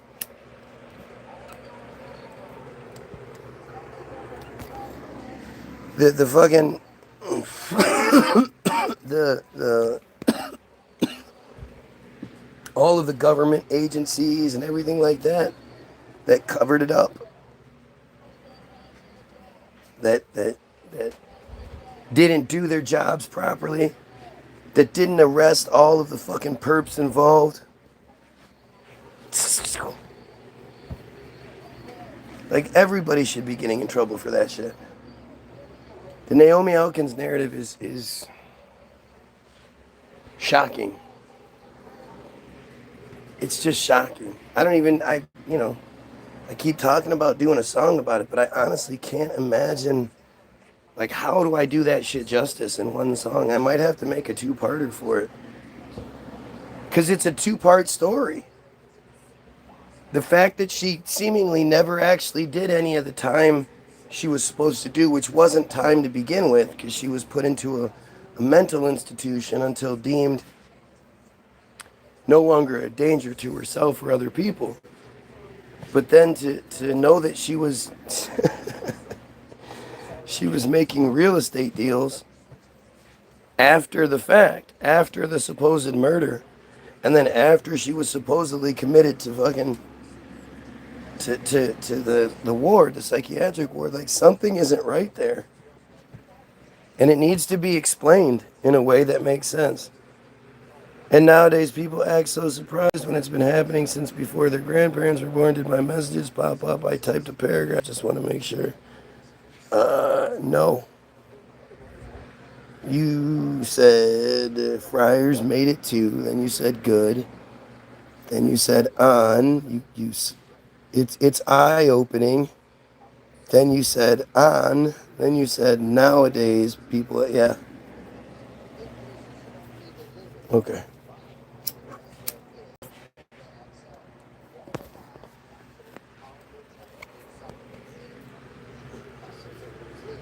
Yeah, I think the one that you're talking about, the paragraph one, probably didn't show up. The one where you said and nowadays, that looks like it's the second part to something. So I think the first part of that didn't.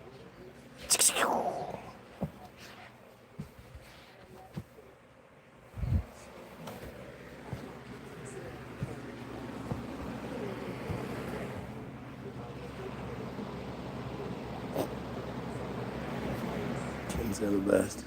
They're so funny. They think they're so tough and huge, but they're not.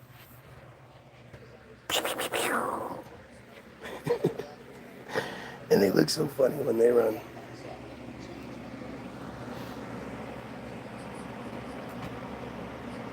Anyhow.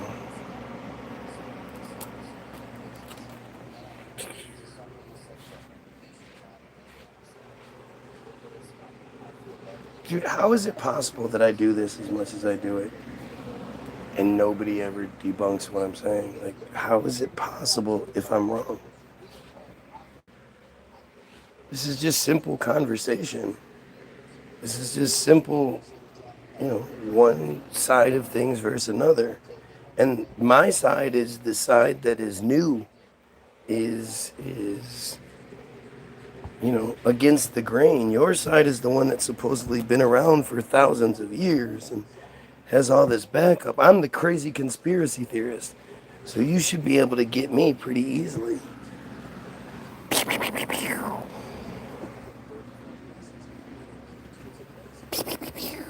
No feet.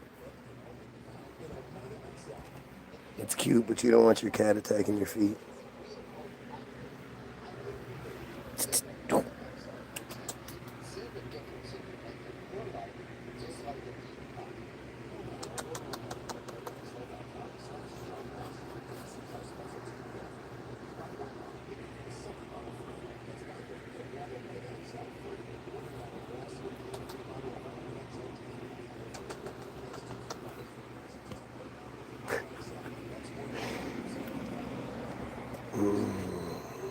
Luigi. Who just woke up? It'd be weird if I'd been doing this for the last 3 hours sleeping.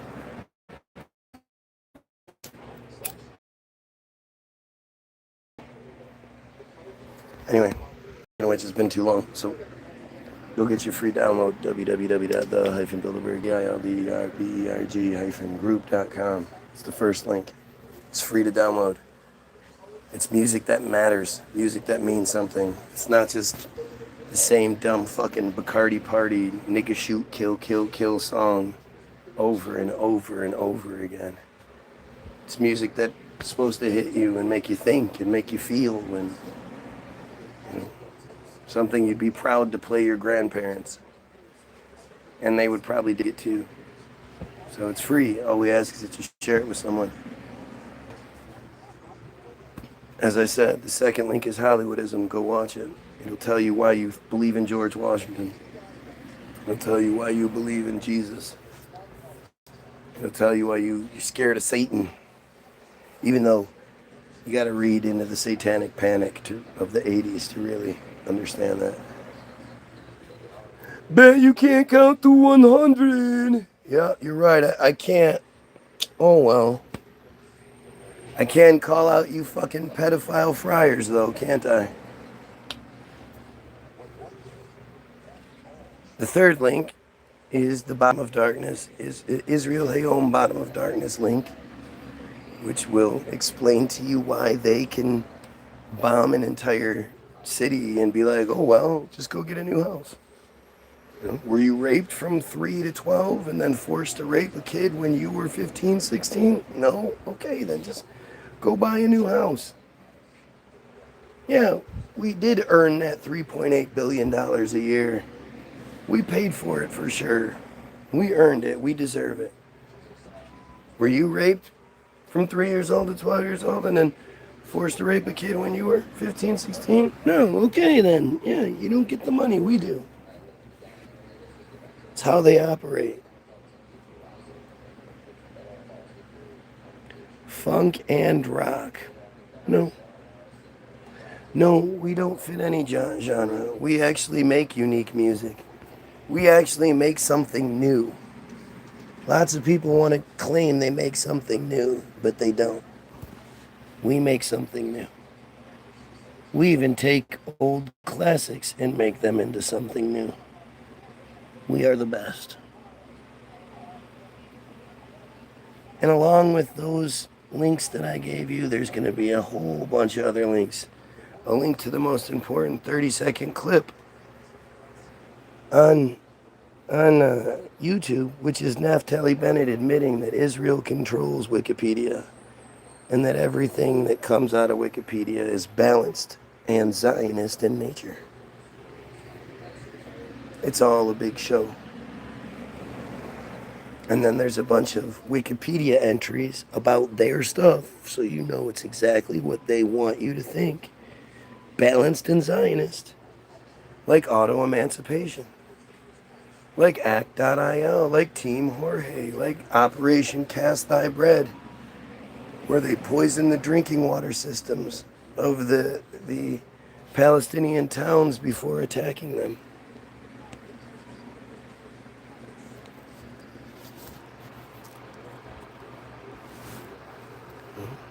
I provide you with a whole bunch of receipts.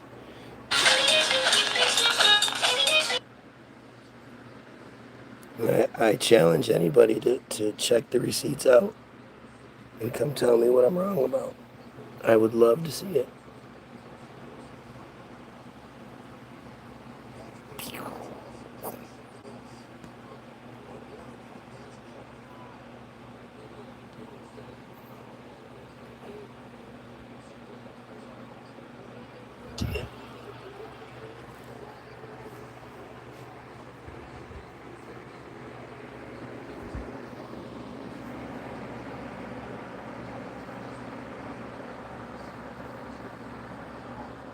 Sorry. I had to make a spaghetti video.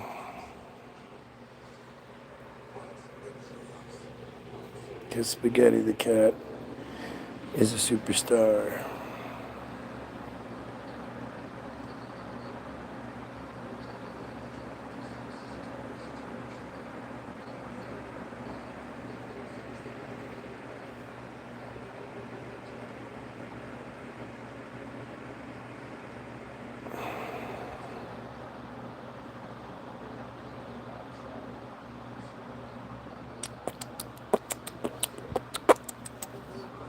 Good enough. So yeah, so that's that. Have yourself a great day. Check out all the links. Oh yeah, and then the bottom links are going to be links to the Facebook page.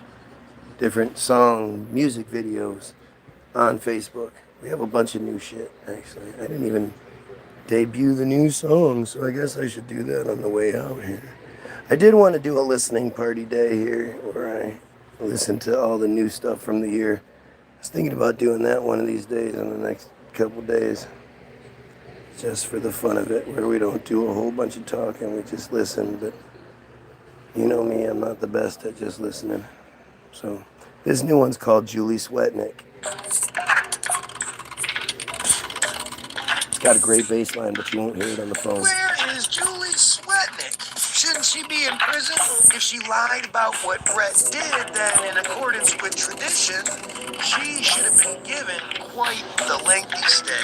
At a place where the good living is at the end of every day, you have not been raped by your cellmate or a guard, or in Epstein's disturbing case, those dealing the cards put him deep beneath the yard, forever shutting his mouth, since they're who cause your scars and they're who's counting on your doubt to keep you standing stout when it comes to Goyim improvement, where you obnoxiously scream and shout, we make beautiful music.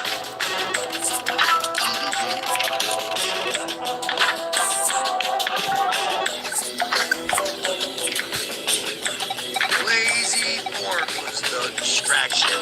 The real story, skull and bones. Julie Swetnick got no traction since they knew who she hit home. Then their cover-up is blown, so they use some sleight of hand by controlling what was shown. They know we'll never take a stand. So back to Julie Swetnick. She made incredible claims, and despite all of their best tricks, she still pointed out the stain that forever will remain until that justice is removed. It's blind and full of shame, and their hearing only proves it's deaf as well as rude, showing how we are respected. When their lies are just excused, their ruse remains protected. But when their show's rejected, their programs fall apart. Their bonesmen are demented, and deception is their art.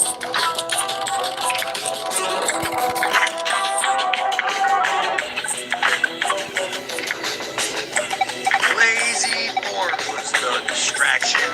The real story, skull and bone. Julie Swetnick got no traction since they knew who she hit home.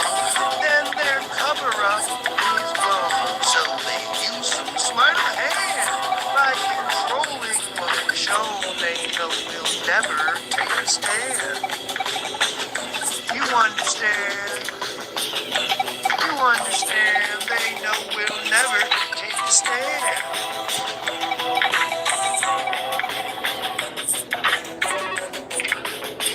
Julie Swetnick committed perjury. That's what the GB told me. And this isn't rocket surgery. So the opinion that we're holding onto while exposing ourselves as uninformed shows the reason they keep going like their candles never burn. See, what should be but isn't learned is their agendas poorly hidden.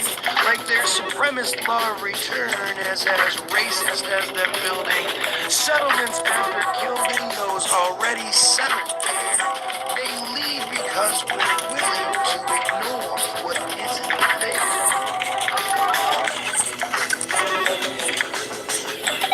Lazy Born was the distraction. The real story, skull and bone. Julie Swetnick got no traction since they knew she hit home. Then their cover-up is blown, so they use some sleight of hand by controlling what was shown. They know we'll never take a stand.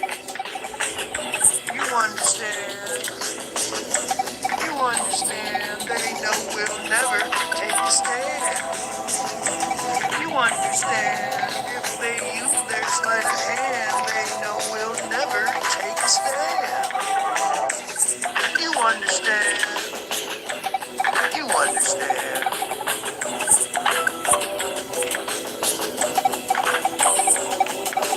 Well, a good song always has an outro.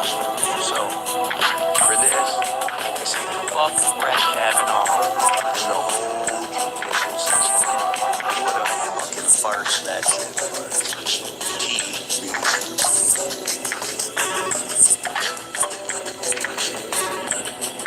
I like it. Pedophiles, kill yourself.